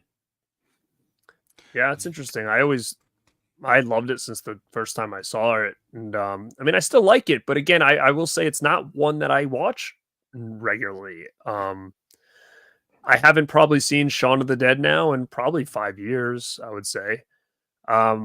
But I always had a great time with it. I think it was really effective for what it wanted to do. I think it's definitely on this whole list, definitely one of the top 5 movies of this year. Yeah, I think the acting and the cast, the overall cast in this movie too, worked perfectly. Like that's the true star, like the star of the movie. I mean, it's funny and everything, but the chemistry, I think, is what I'm trying to get at with the actors. Nick Frost is probably the best part of that movie, to be honest. As Ed. Yeah, it's cool. And I know a couple of people brought up different movies. The Village, I don't know, that's 2004 as well. We saw that one at the theater. I know we did because So did I. It was one of my, and I'm sure you guys feel the same way. It was definitely an experience in the theater that I remember to this day because it was one of those things where at that time coming off Signs, I was like, okay, this is going to be, I loved Signs. I absolutely loved Signs. So I was assuming Village was going to be, just as good. And just by the trailer, it looked really freaking creepy. And I can remember when that big reveal happened and I was just like, what the fuck? Like I was so bummed out in the theater. Like I literally was like, basically like, I'm fucking done with this. Like I wanted to leave. Like I was so pissed that was the route they took. Yep. I hated The Village. It was like one of my most hated movies for such a long time. But I will say, going back and watching it not too long ago, I was kind of like, all right, like there's a lot to it that's still pretty good. I like it more now than I did the first time. When I saw it for the first time, it literally was one of my most hated movies of all time. But I respect it more now. I think it was a ballsy thing he did. I think Jordan Peele might run into the same problem as he did here, because I think this is where Shyamalan really, people started to change their tune on him, was from this movie on. Mm-hmm. And yeah, Jordan Peele in my beginning and the end. Yeah, like this was important. It's important for a lot of directors. Like Jordan Peele to me has had 3 really good movies. I feel like his next one has to be good, or people are going to start thinking twice about him, I think.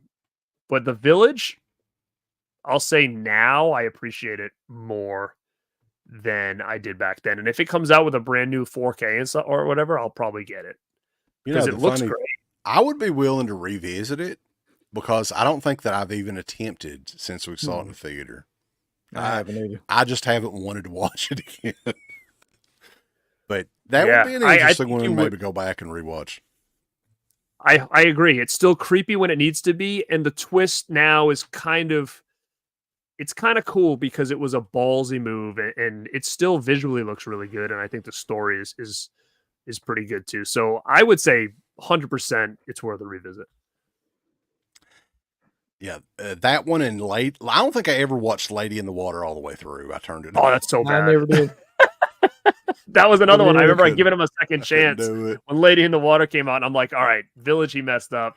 He's got to do good here. I love Signs. I love Yeah. Sixth Sense. I loved Unbreakable. All right, this is got to be good. I went and I was like, he did it again. This is so fucking terrible. It was like awful. Then The Happening came and I'm like, dude, he doesn't know what the hell's going on anymore. No, he had a He's bad funny, run like, there. Yeah.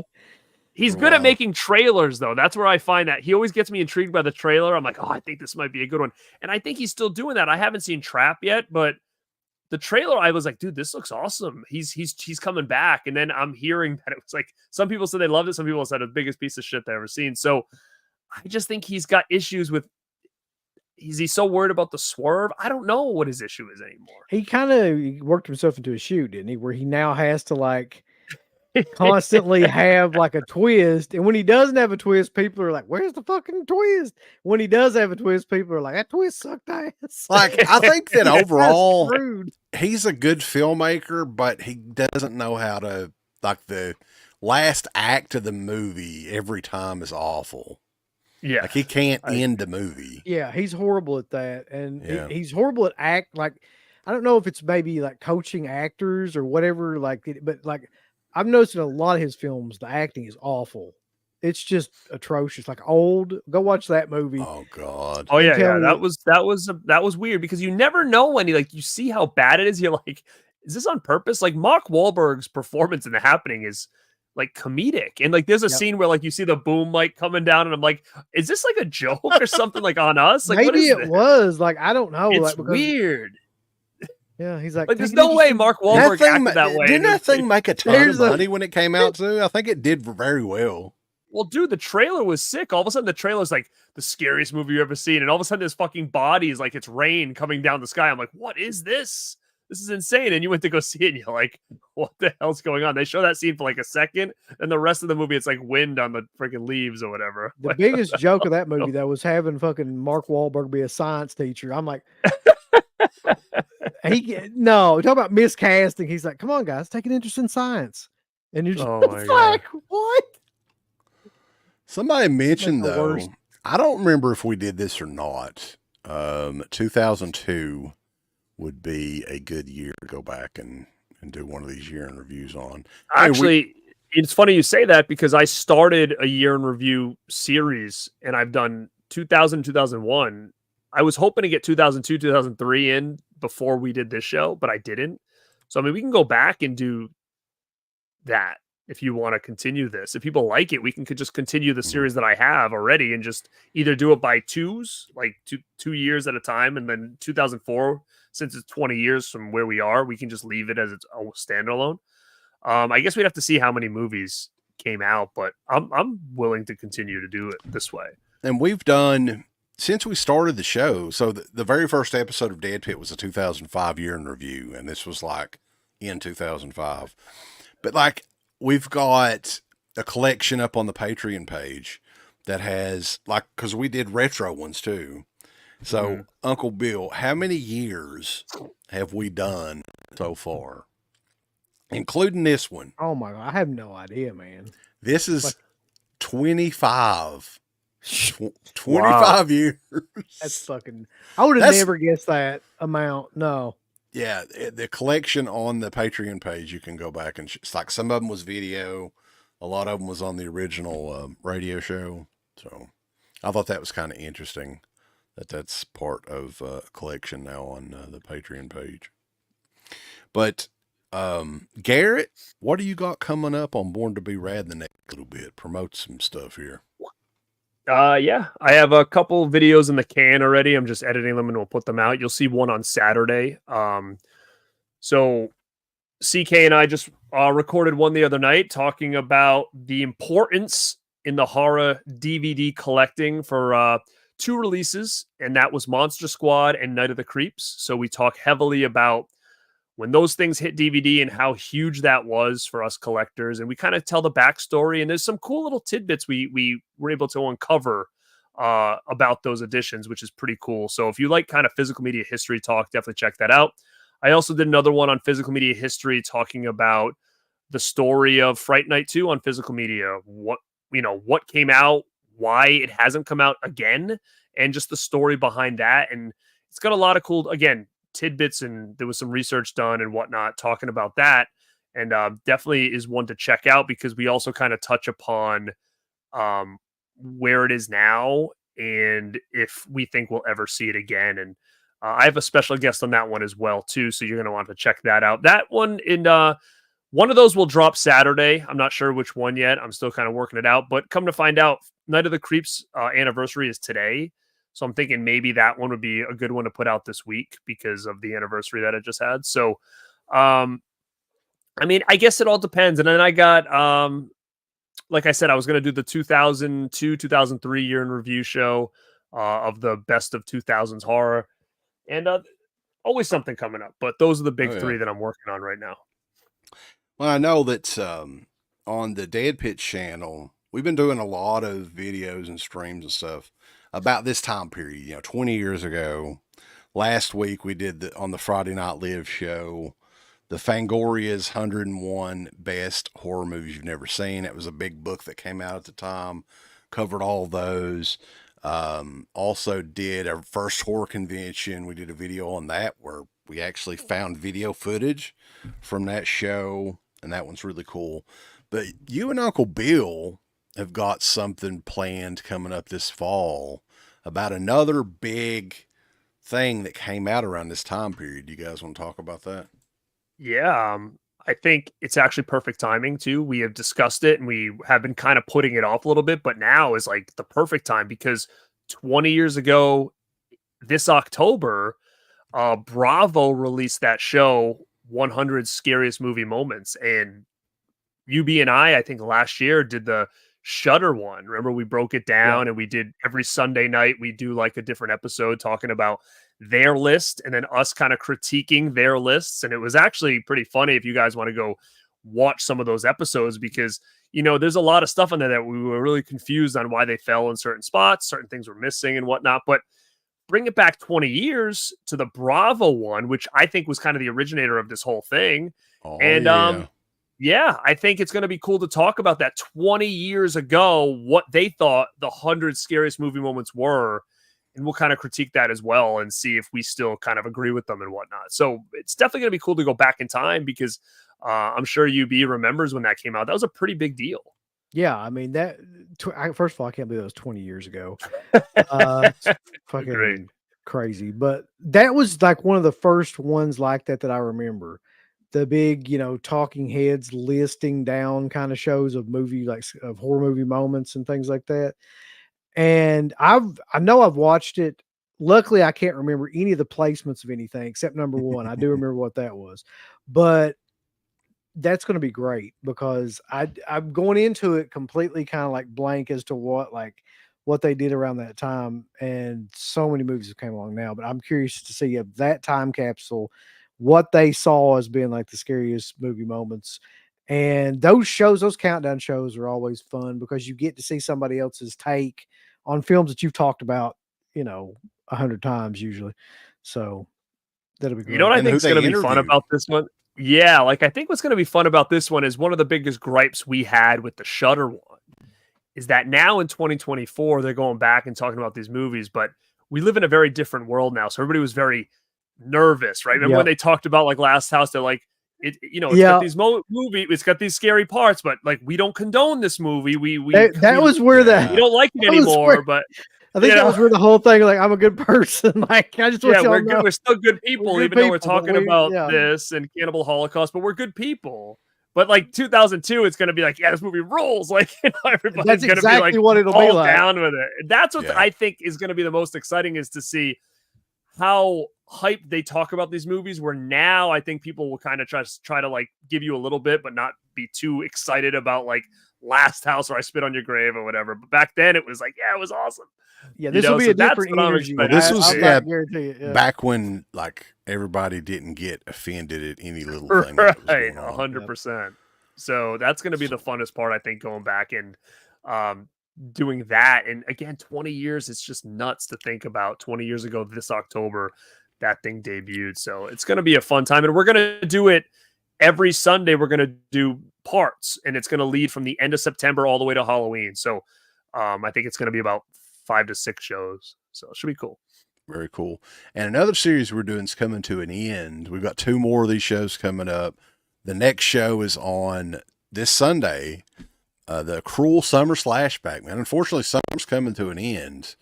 Rapidly around here. Yeah, it's like 50 degrees outside right now. It's so weird.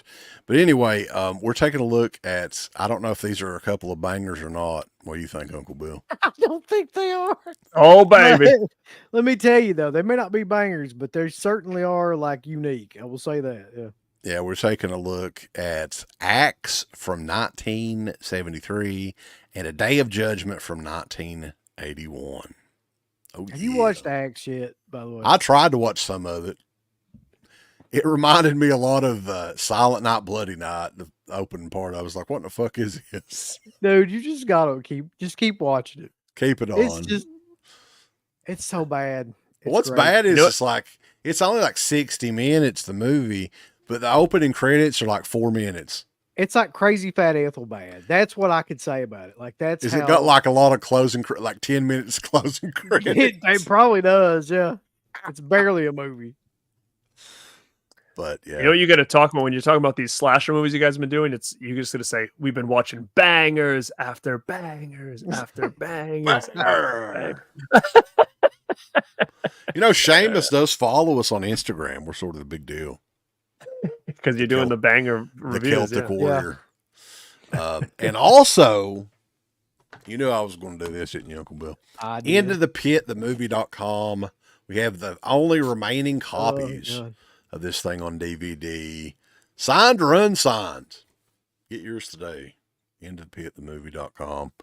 But it's been a fun show, guys.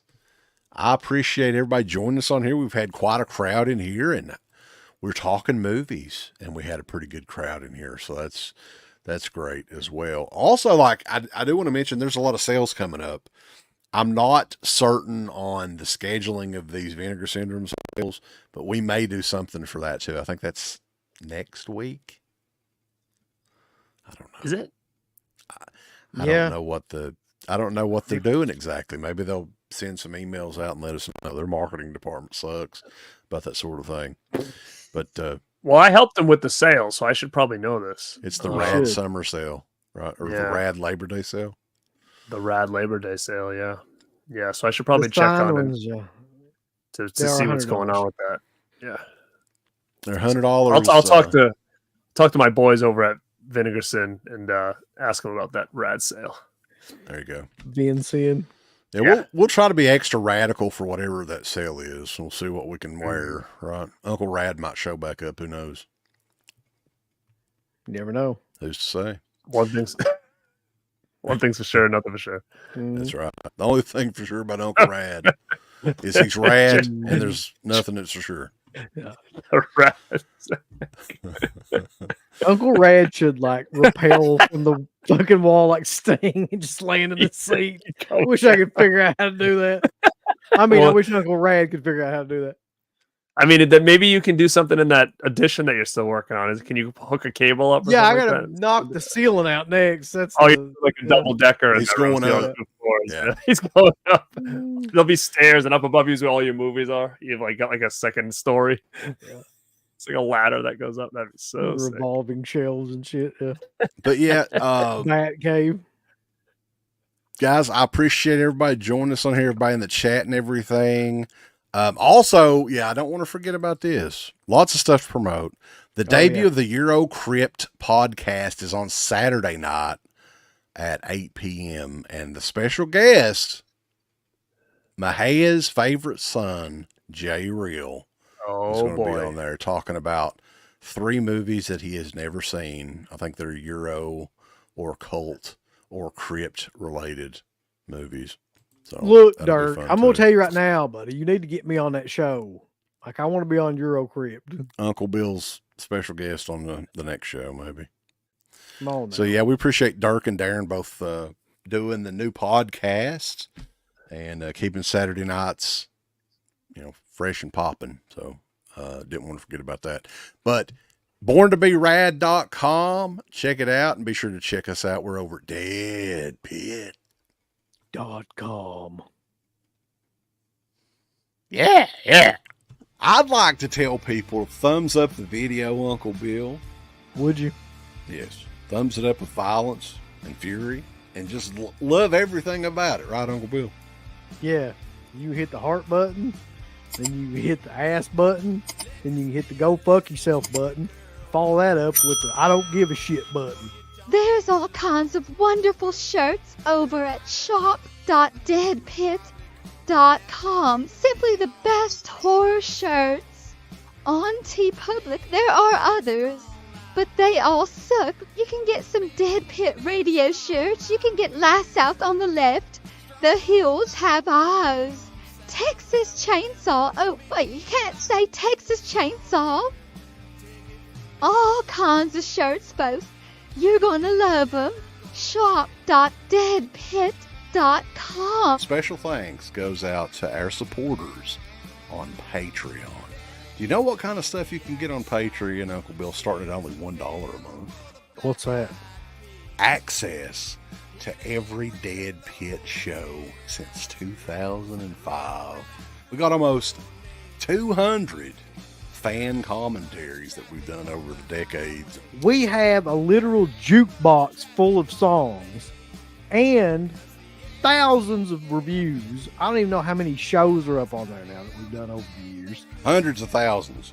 You need to figure this out now and subscribe to us on Patreon and YouTube and Instagram and help us to 1 million. The road to 1 million subscribers starts today. So deadpitonpatreon.com. Join today. Tiers start at only $1, but I'd recommend at least the $10 tier. You can do 50. The stock market's crashing around us, folks, but send us money.